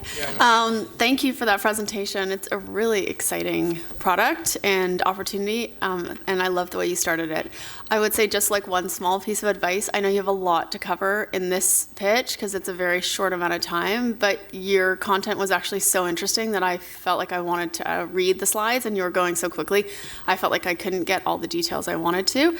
I had the same comment in terms of the marketplace. I think you could start bigger there because you talked about like the Bluetooth speaker marketplace as one of the opportunities to also like grow into, but it would be good to see the whole picture. I also see huge partnership opportunities for you in many areas, not only like the big ones like Apple, but musicians, like on and on and on. I think the app sounds extremely interesting. I'd love to see how you plan to sort of like market that and develop it in more detail. And beyond what you showed us in the first year of revenue and what you've done to date, which congratulations is amazing, I'd like to see sort of like what that looks like over 5 years, because your ask at this stage, considering the success you've had, is pretty small, like $1 million. And then how do you plan to scale this globally would be very interesting to me. Okay, thank you. Awesome presentation. Loved that we saw right off the bat the product. As someone who runs a social media agency, I understand that consumers are all about, especially millennials, are all about purchasing things that have peer endorsements, testimonials. I loved how you shared all that because it really does have so much value. We hire influencers all the time to talk about products because we see it tip the scales. I think your slides are really concise. I got a lot out of them. I think they made sense because you introduced it with, here's the problem, here's the solution. I did see a slide on the target demographic, what the opportunity was, and with the app, you left me super excited about wanting to hear more about the app, how it's going to work. You know, it's kind of like Musical.ly and all of these. I mean, it's like obviously a much higher step, but it seems like something that won't burn out like a Musical.ly type of app, and has so much potential to create a social network that's based on actually being social in a really artistic way versus let's take a picture of our food. So thank you. I thought it was awesome. Congrats. Perfect. Thank you very much. Thank you. Okay, who has questions? Questions? Hi, Chris. Awesome demo. Fellow guitar player here. I noticed, really enjoyed the overdrive at the beginning of the demo. Does your platform offer other effects? And do you also allow your user base to submit DSP algorithms and effects to the platform? So right now we are leveraging third-party software in order to use this, and there's almost no hardware to incorporate that. You can buy essentially a standalone desktop box, and then you still need a normal amp. So awesome. Hello. So our software that we're developing will absolutely allow you to customize effects pedals in a very similar way that you would build a rack in real life, but in the digital space. So we've already mapped that all out, and I guess, but right now, to be honest, we can actually leverage within iOS. You can actually port in other effects apps into other recording and effect suites without actually even requesting their permission. There's something called inter-app audio. So if we wanted to leverage, for example, this app that I'm using is called ToneBridge. If we wanted to use just the effects, which is really all it's built to do, it's instantaneous. So, and any sound you've ever heard on any guitar, I could have going here for you in 30 seconds. Awesome. Another question?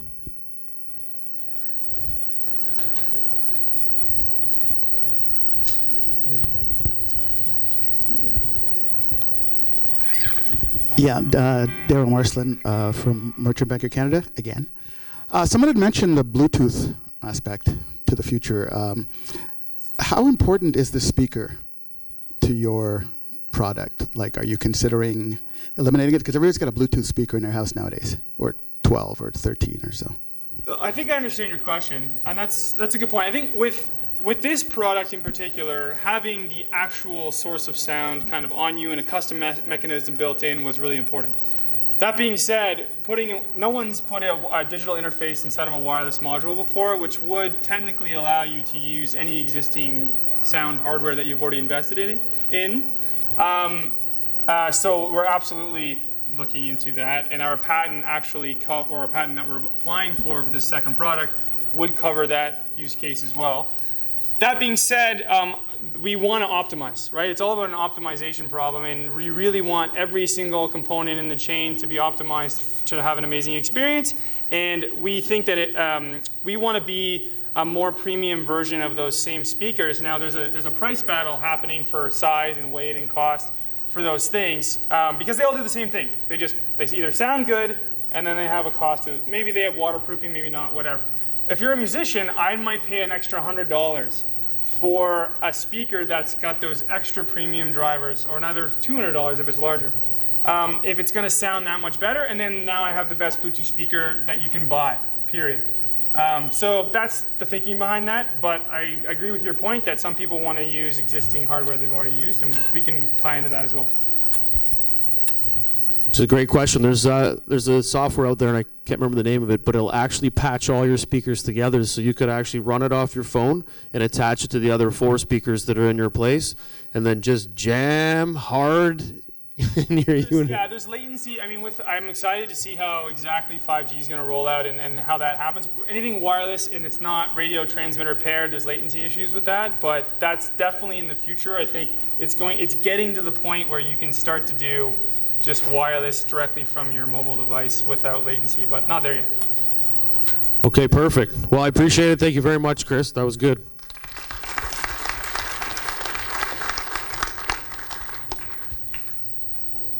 Okay, let's put our hands together for Brooke. Let's get up.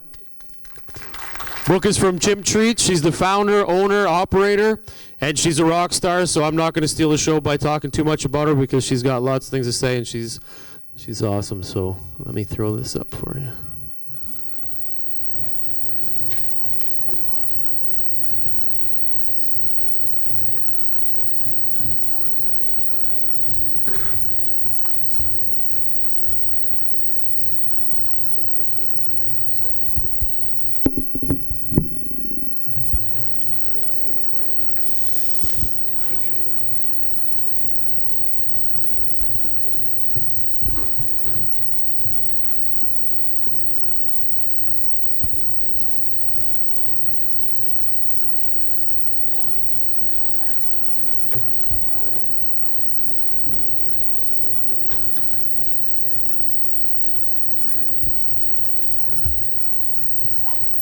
What are you looking for? What's that? I said, what are you looking for? Yeah, the pitch. Or I didn't bring a Oh shit, presentation. that's my bad. Then we're good. I Hold thought on a that might second. be what you were looking for. Yeah, that's what it was. Screw it.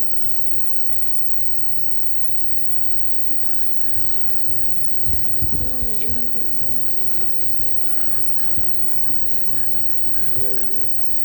Can see me twice.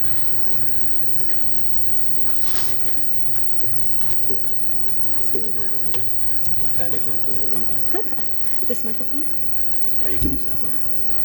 There you go. Perfect. Sorry about that. Thank you, Jeffrey, and had a fantastic time listening to all of the pitches. I think I've heard the Jamstacks one before, but very exciting stuff and awesome to see what else is happening. As Jeffrey said, my name is Brooke Hammer. I'm the founder of Chimp Treats, innovative health food company based out in Peterborough, Ontario, so not too far. And what we do is at the core of it is we combine passion for nutrition and nutritious food, healthy food, vegan food, with innovative manufacturing technologies to develop new products that have never before been seen on shelves. So taking what Mother Nature already gives you and being more strategic and more innovative in the way that we process those fruits and vegetables to come up with new products. So our product line, Nice Cream, is the world's first and only frozen dessert made entirely from fruit. So essentially it's like an ice cream, but our banana SKU, the only ingredient is bananas. And worldwide it's the only product that has that kind of an ingredient list. So we have the 3 products and we're available all across Canada. Loblaws, 8 banners under them, including Zehrs, your independent grocer, Fortino's, as well as Sobeys, Foodland, and Whole Foods. So we've built it up to pretty good distribution here in Canada, as well as in the European market as well. We're getting ready to start manufacturing for our first 3 customers out there, which are Carrefour, Auchan, and Rue, based out in Germany. So an exciting time, and I'm excited to share a little bit about my journey and how we got to where we're at, and things we've learned along the way, mostly on the innovation side and the R&D and manufacturing side.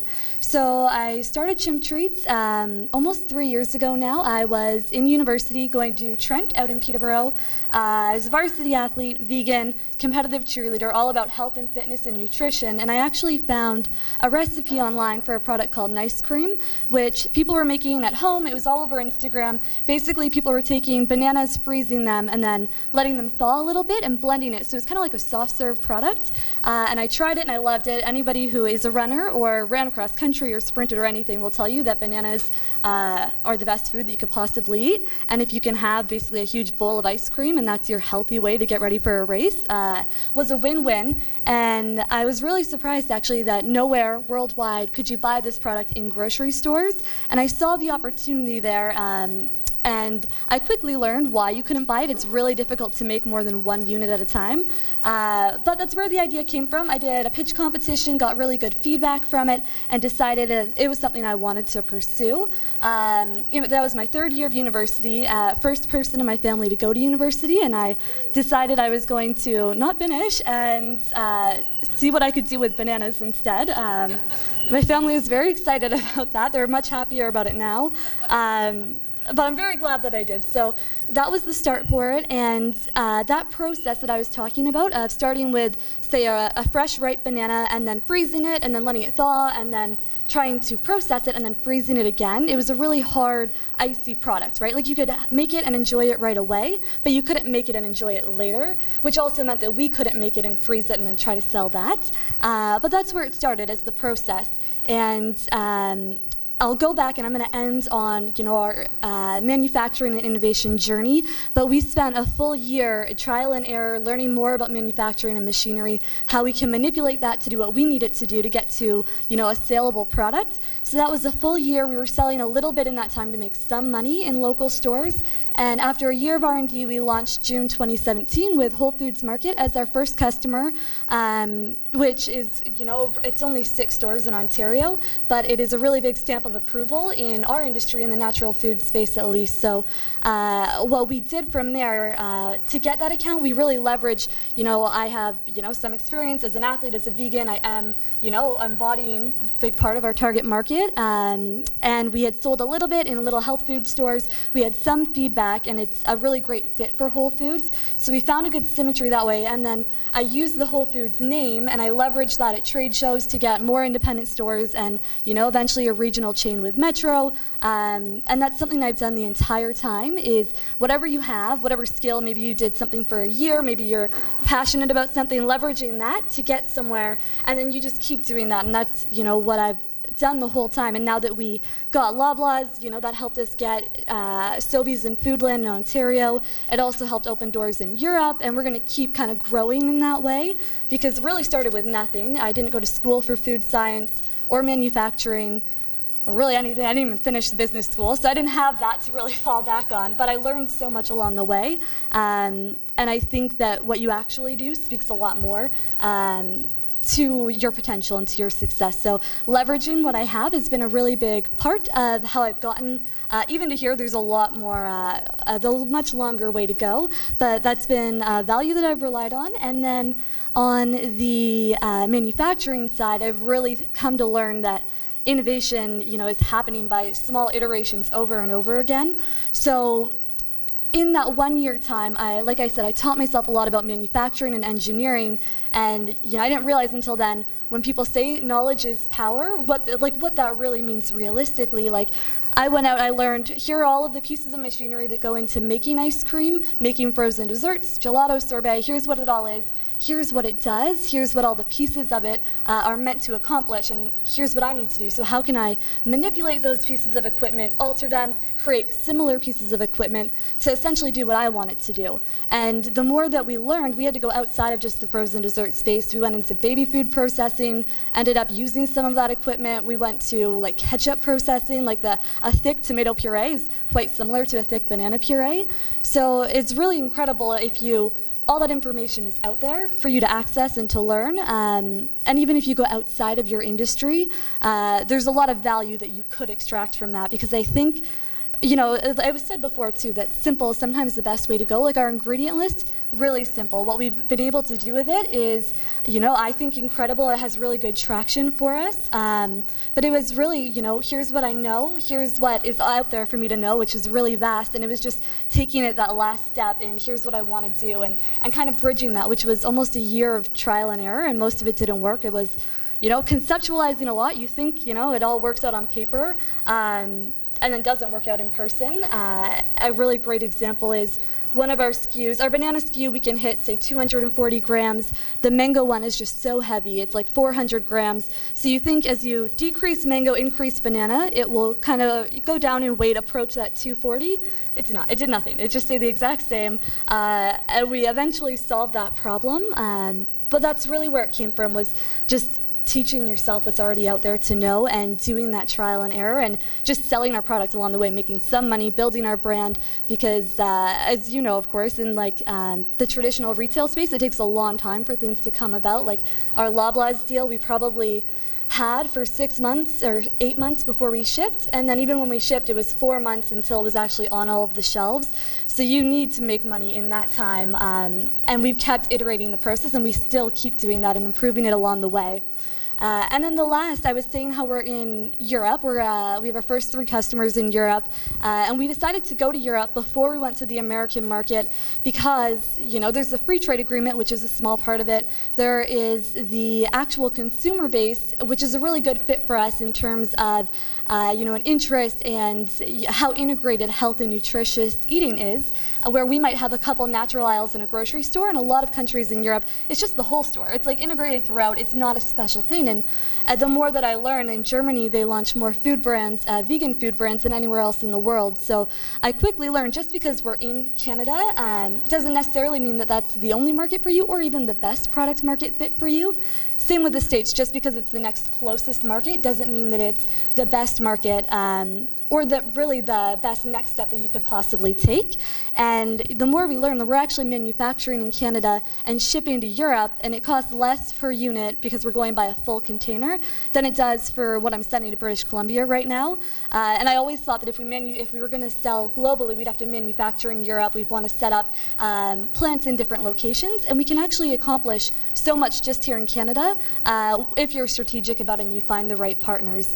And just kind of thinking bigger outside of just what we're doing has really helped us that way. So the American market is something that we don't want to wait too long on and miss an opportunity, but I think we made the right choice in terms of building ourselves up more because it's so expensive to enter that market and to market in general in our space in the States. So I would say, you know, if I can leave with anything, it is really how powerful knowledge is, and if you could go out and learn something from other spaces, how you could apply that to what you're doing and take it that extra next step, and just whatever you can, leveraging it to get your next best thing and using that, developing that, and using it again, I think is how we're going to continue to grow. And I hope everything we're doing right now we can put up good numbers for, and they'll give us more stores, and then we'll take over the world, and that's the master plan. Yeah, thank you very much, and I hope that was helpful. That was awesome. Thank you. I never. Thank you. That was awesome. One more time for Brooke, because she was awesome. That was good. Thank you, Brooke. All right, so now we're going to jump into an investor panel. So can I have Angelo, Norman, and Chris come up to the front, please? Yeah, let's hear for them. Yeah, this is going to be good.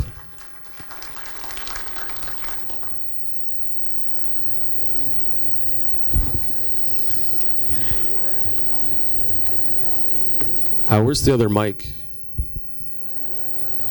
Oh. Have a seat, guys. I'm going to hand you guys the mic, and I'll get you to do a quick intro on yourselves, because you guys will. The stuff I'm going to talk about is just going to be purely about how great you guys are as investors. So I'll let you guys do a quick intro if you like. Is that good? Sure. Thank you. One of my best friends, I had lunch with him about 7 years ago, and he was proposing the birth of a new angel investing community out in Durham region where I lived at the time, Whitby, Ontario. And that idea later became the Spark Angels, and I was kind of in at the ground floor even before it was formed. And it's had a massive impact on my life the last 6 years, I guess. I was tremendously excited about it because in my career I've practiced a lot of different kinds of law, and certainly, you know, having a touchstone and a base to startup companies is a really nice business to be in as a professional, because there is great energy, there is excitement. You know, you contrast that with doing family law, and it's not hard to know where you want to be. But it's been a great learning process from, you know, reading early articles on, you know, what exactly angel investing is all about and what you can expect as a rate of return, and then getting involved in it, and then, you know, really realizing that as time goes on, this is one of probably the best investment classes that there are in terms of generating constant returns.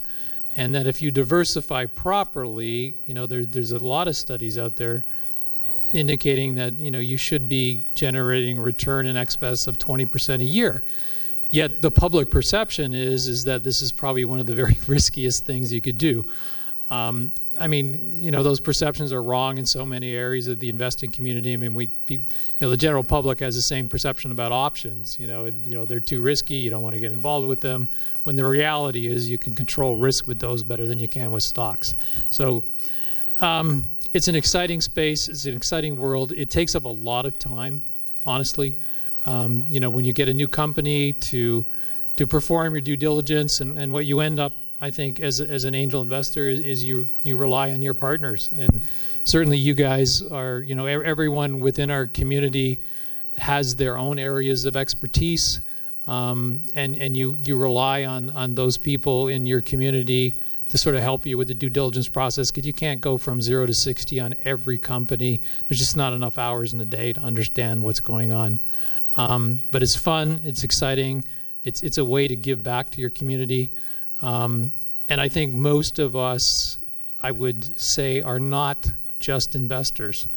I think honestly most angels are involved in it to give something back at a stage in their life where they're already successful, and they want to be able to help other people, go down that road with fewer bumps and accidents than they went through themselves.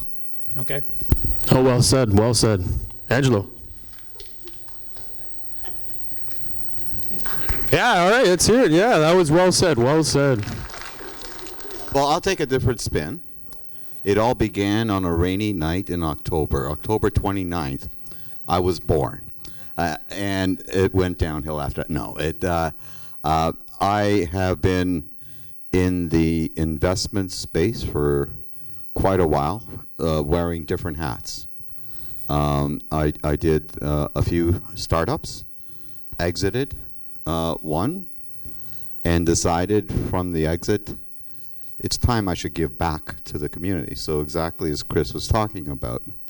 And I decided what better way to give back to the community. I phoned up some people at the National Research Council that I knew and said, hey, listen, I'm available. How about I join you guys? And joined NRC with the Industrial Research Assistance Program and worked my way up to a director in IRAP.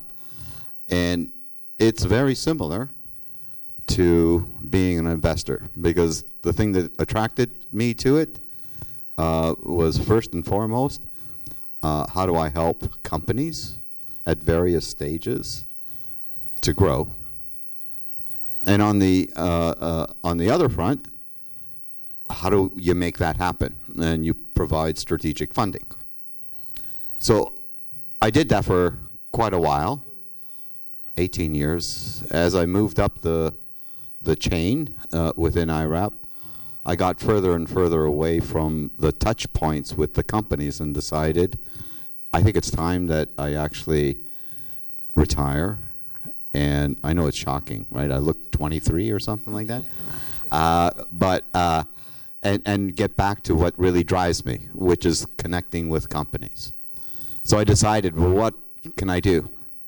There's this group that I actually helped with seed funding during IRAP establish itself. And it was this organization called the York Angel Investors.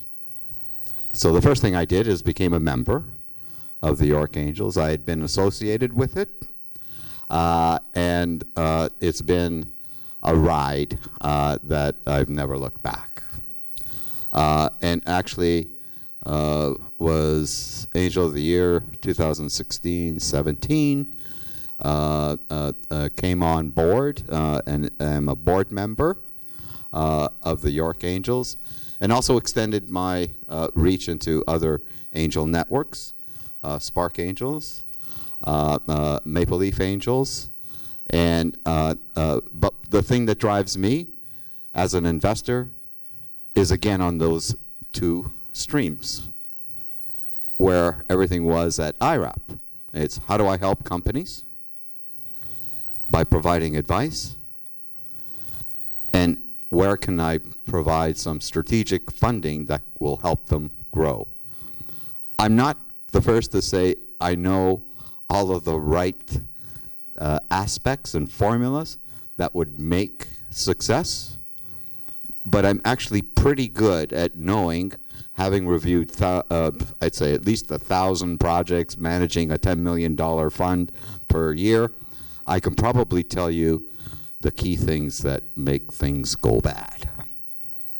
And so my philosophy is, how do I avoid those bad things? And how do I help companies avoid those bad things? And that's and that's how it all began, from that October 29th rainy evening and to where I am now. But the most exciting guy is this guy. Awesome. Thank you. Thank you. Norman. I wonder if I should stand. So first of all, Angelo, I think you're working harder now since your retirement than before. So thank you for all the help you provide the community. So my situation is a little bit different. We have a business. Myself and my son Jonathan is here. We finance companies, so I could be very popular tonight. The catch is through debt. How many people in this room feel they know what debt options may be available to entrepreneurs? Almost nobody. That's because there's nothing out there that we need to put together as a community to help you. Okay. In our case, we finance companies that are not yet profitable through term loans. The good news is we bring a large pool of investors behind us for every deal. So we can actually finance 7 figures ourselves. So that's a lot easier than trying to round up investors sort of one by one. So we can help with that. But again, you have to be sort of fit into our debt model. But what we find, there's many types of debt available. We don't do all of them, but we're aware of them. And people just aren't aware. So I'm just going to spend a minute on a very short but very important story. Got a call about 2 months ago from a company, the hardest call you can get. I need funds in a few weeks, and we're going to run out of cash. Toughest problem to solve. So I thought about it, I said, well, and we syndicate our deals, so even if it was a fit for us, we couldn't do something that quickly. Okay, we don't have a fund, we have to go raise the funds. It's quick, but it's not that quick. So my first question was, do you have any shreds? Which most of you know what a shred is, right? And they said yes. So have you ever done a shred loan? I said, no, we didn't know we could borrow against shreds. I said, okay. How much did you file in shreds the last time you filed? Well, I almost fell off my chair when they said $800,000. You can easily borrow 60, 70% against shreds. Maybe the first time around a little less, but the point is they needed $200,000 in 2 weeks. A shred loan can be approved in a week or two. So here's an example where fortunately there was an easy solution. They weren't aware of it. And we put them onto somebody and it got solved very quickly. So there's equipment financing. Someone called last week about they needed money for trucks. I said, well, there's equipment financing. There's factoring of invoices, which can be very helpful. So there's lots of things that can be done on the debt side, and I think we all have a job to do to help educate people on what these tools are, even though in my own world, we only do sort of one piece of, there's 6 or 7 pieces of financing on the debt side that could be helpful depending on your needs, depending on your situation. So I just want to raise that. It's not just equity, there are other options out there. Perfect, thank you. So I guess the first question I have for you guys, and maybe Chris, you want to jump on this. In the 7 years that you've become an angel, what is the first piece of advice you'd give when you see someone come up and pitch? What are the things that you really want someone to focus on that's going to really interest you to take that next step and either jump into mentor or even invest? There's a couple things, I guess. One is the idea or the pain point, the problem that they're solving. Is it important? Is it significant? Is the market size there? And then I tend to look at the team that they've assembled and to see whether they have a track record. If they're serial entrepreneurs, it certainly appeals to me more than if they're first time. What are their skill sets and what can they do? I mean, there's certainly some sort of conventional wisdom, I think, in the angel community that a lot of times we bet on the jockey and not necessarily on the horse. So, I think the team really means a lot. How have they executed to date, I think, is really important too. And then there's all just kind of the traditional business stuff. You know, is there a moat? You know, is there, or do they need to be first to market? You know, there's not just one or two things that I think you can hang your hat on. And I think as you advance and you do more and more of this, your list probably actually gets bigger. Angelo, what's your thoughts? I'm going to stand up just like Chris. Sit on the chair. No, actually, Chris touched on a really important point. And it was when I looked at the agenda today and I'm on the panel and we chatted this morning, JP, I thought, well, what can I provide in terms of pearls of wisdom? And it was exactly on the jockey and the horse. And there's a lot of philosophy. In fact, in one opportunity, actually had soft circled, oversubscribed in excess of 500,000. As I was boarding a plane, I sent out one piece of document, literally 45 minutes before check-in. And I said, haven't had a chance to go through it. I scanned it, but I think I need to review it a bit. And because I see some challenges here, but don't worry, I'll be back in 3 days. As we were taxiing, all I saw was, I'm out. And it went from oversubscribed to zip. And the consensus was, well, you know, I really don't like that jockey. And I looked at that opportunity, and I said, yeah, I understand where you're coming from, but I look at it from the perspective of, if there's a really good horse, I can probably find a pretty good jockey. But if I have a really good jockey and there's no horse, I don't think that jockey's going to beat another horse. So it's a delicate balancing act of, you need to have a bit of both. And the horse, I view on all of those key things that Chris mentioned. What's the market opportunity? What differentiation exists? Do you have the capabilities that can prevent others from encroaching on that moat? Have you built that? Do you have customer feedback? All of those aspects. And a lot of times, a company will go through various stages. You have the CEO at the early stage, which is just great at creating that horse. And then it reaches that inflection point where you sort of bring in a seasoned jockey to actually take it to the finish line. So I like to sort of focus a bit on the horse and then look at the jockey and determine, is it really the right jockey, or is it that interim jockey that needs to be complemented with external resources? Very good. Norman, yeah. Just a couple of comments. You know, we see many pitches through here, through I'm a member of York Angels, Spark Angels as well. And just a couple of sort of general comments. So first of all, people say to me, well, we have a great product or service. That's terrific, but you know what? That's only step one. If you didn't have that, you're not going to get anywhere.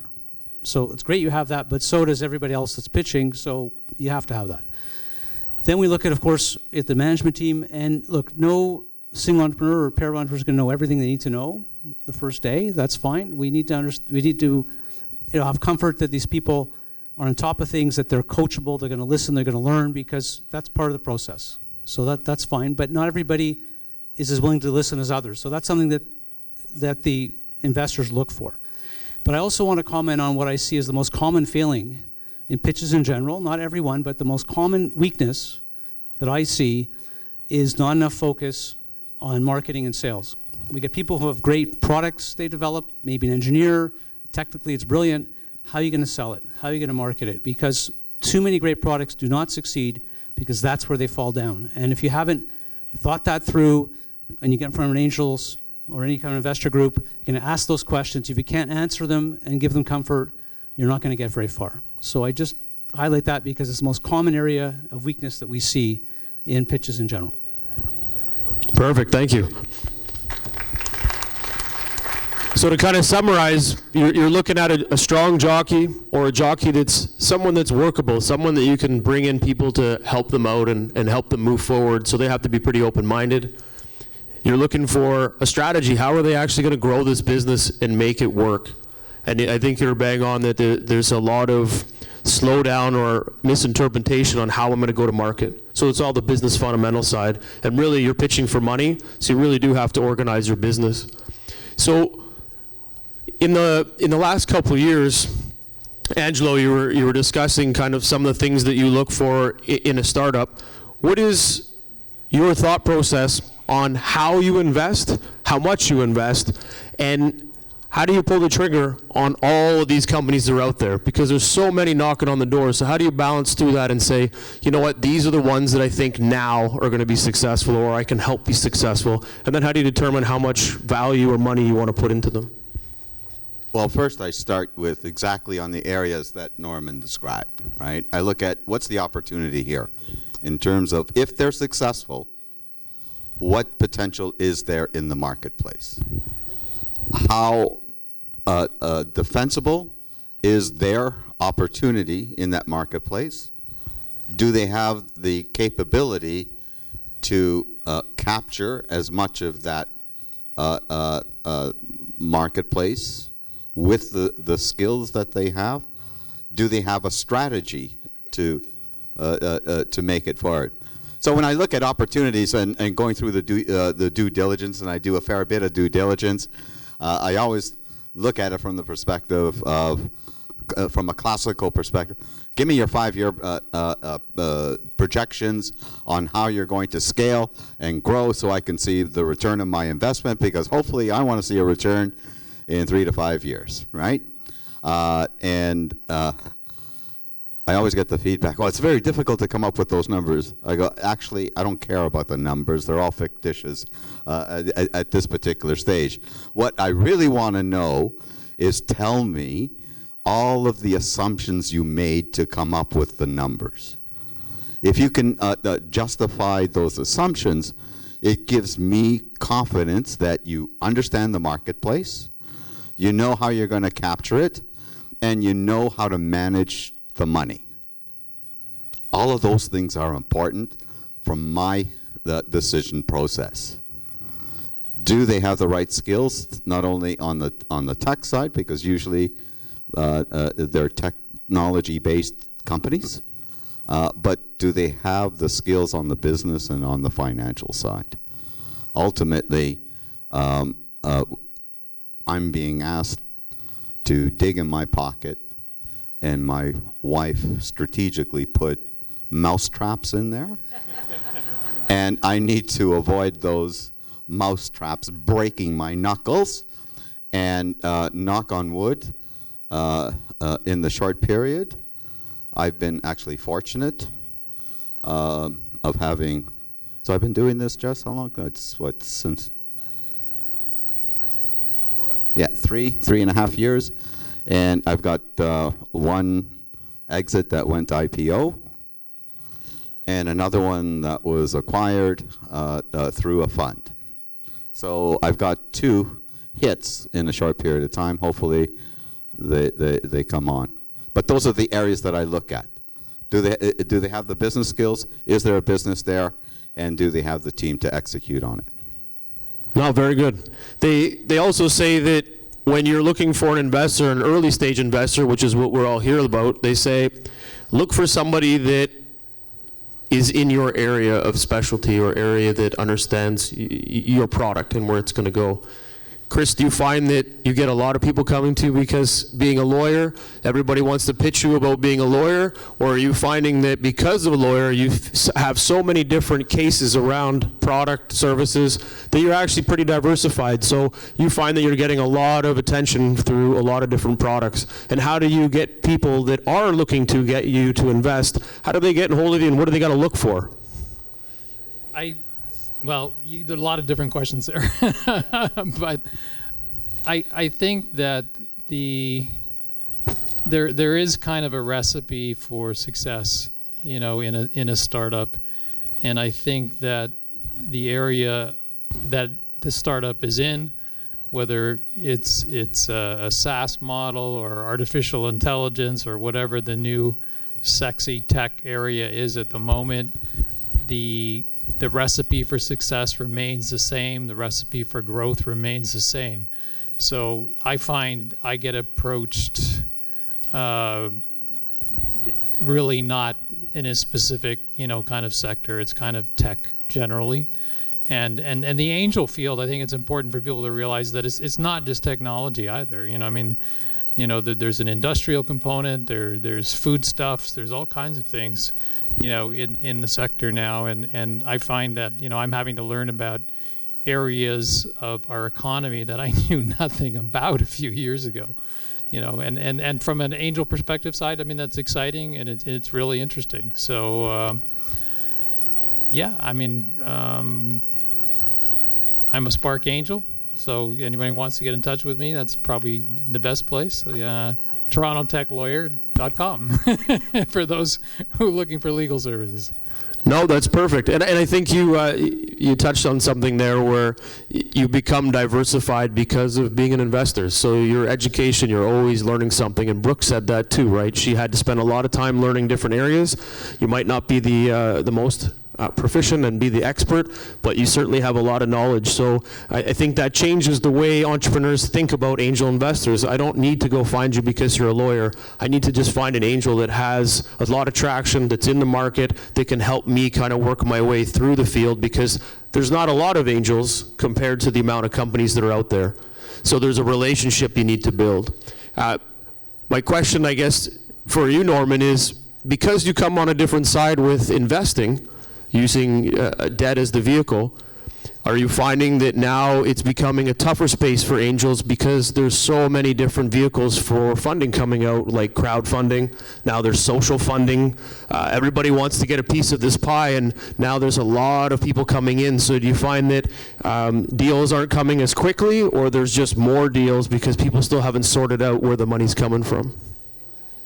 I think it's a bit mixed because no entrepreneur will tell you that the market is awash with funds looking for deals, right? We always hear in Canada that there's many entrepreneurs that aren't able to get funding. Probably some may not have a strong enough proposition for an investor, but there are many we see that merit funding and are not having difficulties. So I think there's still a shortage of funding, and I think all these vehicles can help. So we're not really worried about all this competition that you're describing. In fact, we think that has a role to play that is not well understood because there's very little awareness of what we do. Every people in Canada do what we do, and we tell people we do debt. It's companies aren't making money yet, but they're close. It's an equity substitute. They never heard of that. So if anything, we're probably in an early stage of in terms of where we can go with what we're doing. But I think it's great. The more vehicles out there where people can access funds, terrific, because we all want people to get the funding they need, and we want them to have as many tools available to do that, and we just see what we do as another tool in the toolbox. And how do you feel about the U.S.? Where do they fit into this bucket? Because I've heard so many times startups say, I'm not coming into Canada, I'm going to the U.S. Do you feel that that's an option, or that's just kind of offsetting with what Canadians are really trying to do? Because there is money out there in Canada. It's just sometimes you got to dig a little deeper to find it, or really just try both, go to the U.S. as well. So we don't have a lot of experience in the U.S., but what we have seen is that for companies in sort of the hottest sectors, there may be more opportunity in the U.S. There's certainly more money available, valuations are higher, but it's not for everyone, and it tends to be for companies that are heading for something bigger. Probably not the average Canadian startup. It would be a small segment of those that could potentially attract funding in the U.S., but it's also a lot more work, right? It's always easier to start in your backyard where you're not getting on a plane every time. And so you have to be really set up for that, and it can be a lengthy process because of that. But if you have the right connections, it can be a useful approach for sure. Okay, perfect. And I guess my final question, I'll throw it to all three of you guys, is it worth pitching? Is it worth getting out into the market and building a relationship somehow through all of the events that you do go to, or is it better to just push and build your business and leverage the dollars you make from it? What do you recommend there? absolutely you should always pitch. You know, my experience being a lawyer 30 plus years and being involved with small businesses through that time frame, I think I wouldn't say it's always a mistake to just bootstrap it and to just grow organically, but I think if you have an opportunity to grow at a faster rate, even though you've got to give up potentially, you know, some percentage of ownership in your company, it's just a better way to go, because you're going to go quicker, you're going to go faster. But I think more importantly, I think it's really, you know, bringing in angel money. Angel money is not just money. And I think that people need to understand that, you know, as an angel investor, I'm actively involved in a lot of the companies that I've invested in. And I already, you know, have connected dots tonight when I've heard presentations and I go, well, I've got a company I invested in that I want to connect them with because there's a synergy, or they've encountered the same problem, or they're in the same marketplace, and all these kind of things.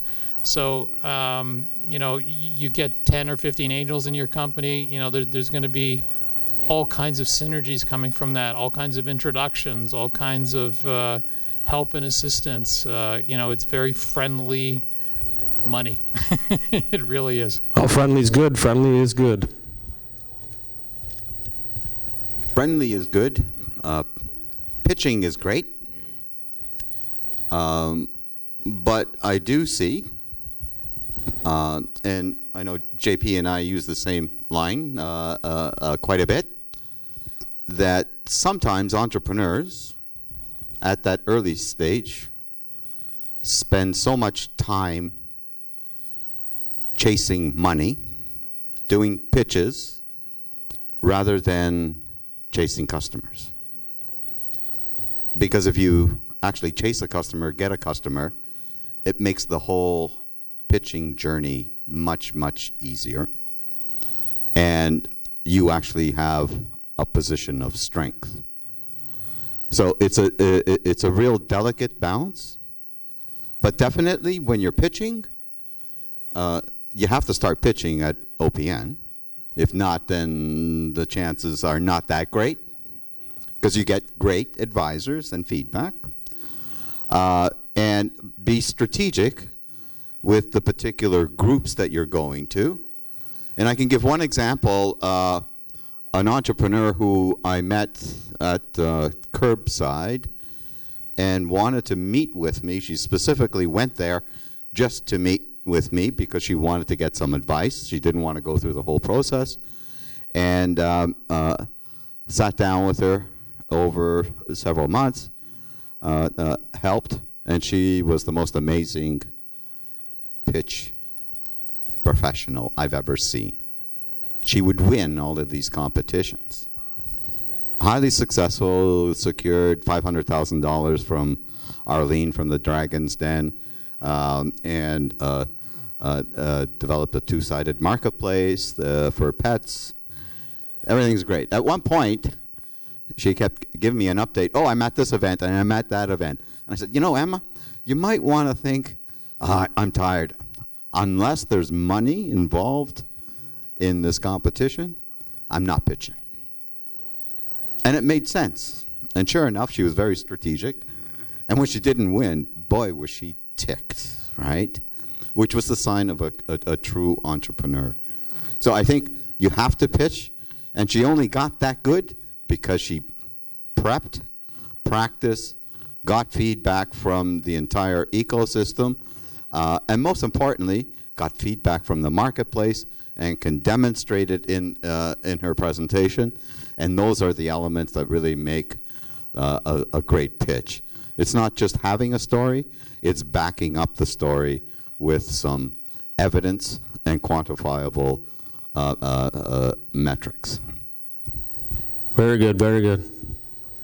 We do occasionally see companies that are maybe too early to pitch, you know, the sort of the you know, the napkin sort of thing, and you know, we sit there, the angel group, saying, well, it's just too early. That, you know, at least give us a proof of concept. We know this is going to work, you know, as opposed to you're telling it's going to work, but really you have nothing behind it other than you think it'll work. So you know, that could be an issue. But I do think it's important when you're ready to pitch, and I think a lot of it is, you know, as much as everybody's focused on the dollars, which are obviously important when you need the money, there's a lot of value, as you know, Chris and Angelo have said, in going through the process and being challenged.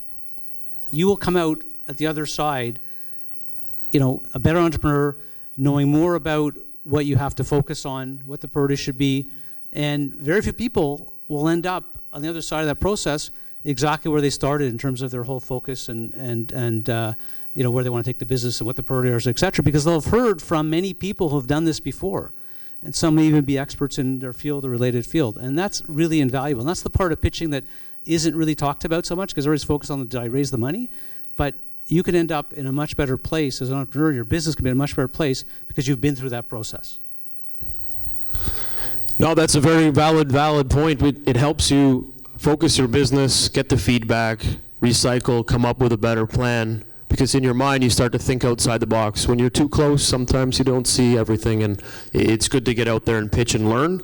It's also good to have advisors and mentors, and I think everybody talked about this earlier. While you guys are out looking for funding, find a couple of people that you can get behind you. Someone that believes in your product, an investor, an advisor, and let them work with you. Coach, work through it.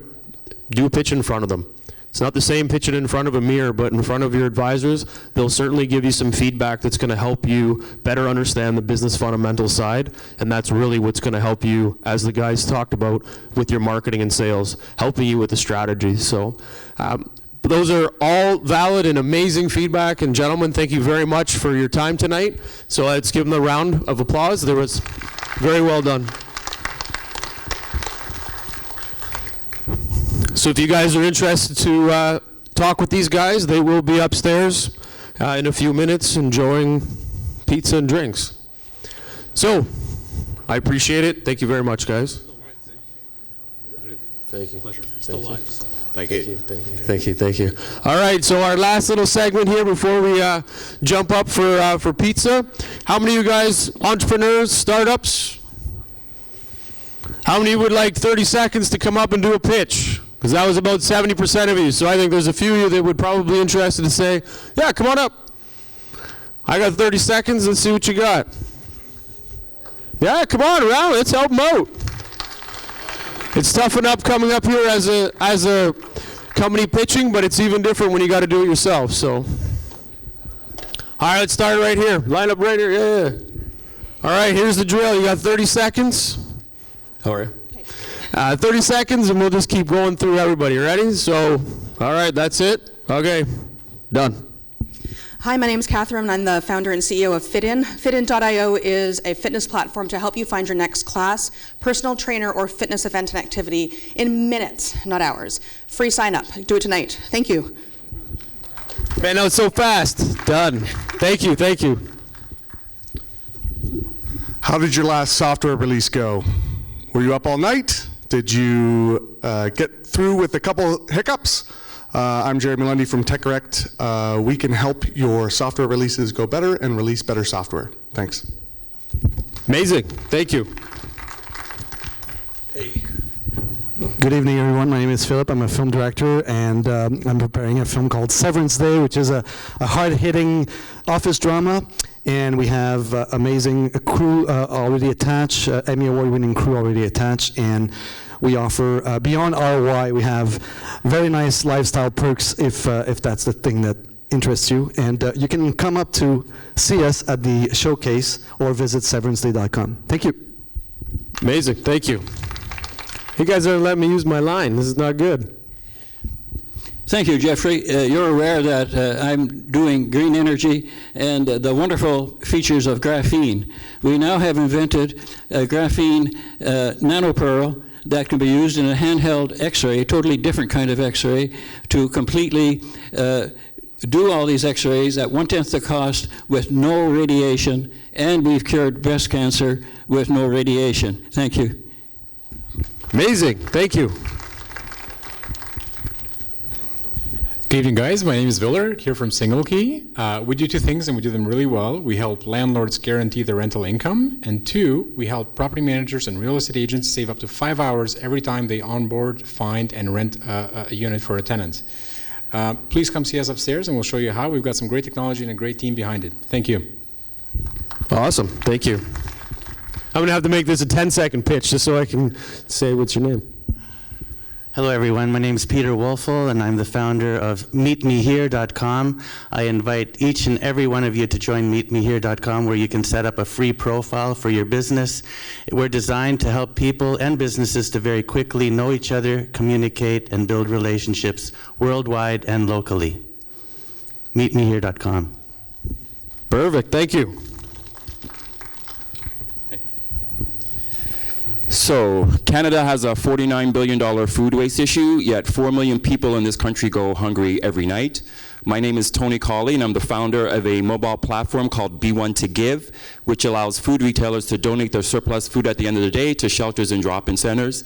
We operate like any standard consumer-based food delivery platform, except that we are exclusively B2B. We charge them our fees are $3 to $10 a day, but it's billed to the users monthly. And your name is? Tony Colley, I said that. Yeah, that's good. Oh. That's 30 seconds. Oh, was it? Yeah, Okay, that's well. Good. Yes, I got to say it. Yes. All right, man. Good job. Good job. We try to keep everybody on 30 seconds. You're up. Unless you do it in 20. Cool. Hey everybody, my name is Jack from Kiwi Innovation. So what you see here is the world's most affordable high-precision 3D scanner. It can scan any physical objects and output a 3D model. So with our patent-pending technology, we can make the 3D scanner in an incredibly low price that nobody ever can do before. So want to see how it works? Come and check out the booth over there. Once again, my name is Jack from Kiwi Innovation. Awesome. Thank you. Hi everyone, I'm the last one between you and pizza, so I'll be very, very quick.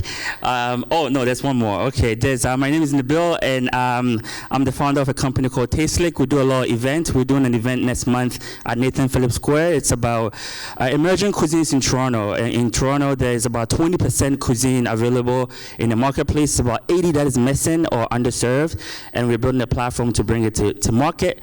So instead of pizza tonight, you could be having something from Indonesia. So that's our platform. Yeah. Okay, awesome. All right. Hello, everyone. I'm Stacey Berry, the founder of B-Stellar Consulting Group. My company provides soft skills training in public speaking, networking, and collaboration. As you know, automation and AI is replacing a lot of the hard skills, thus making soft skills, also known as power skills, in higher demand. So stay connected with me at B-Stellar Group, Instagram, and Twitter. Awesome. Thank you very much.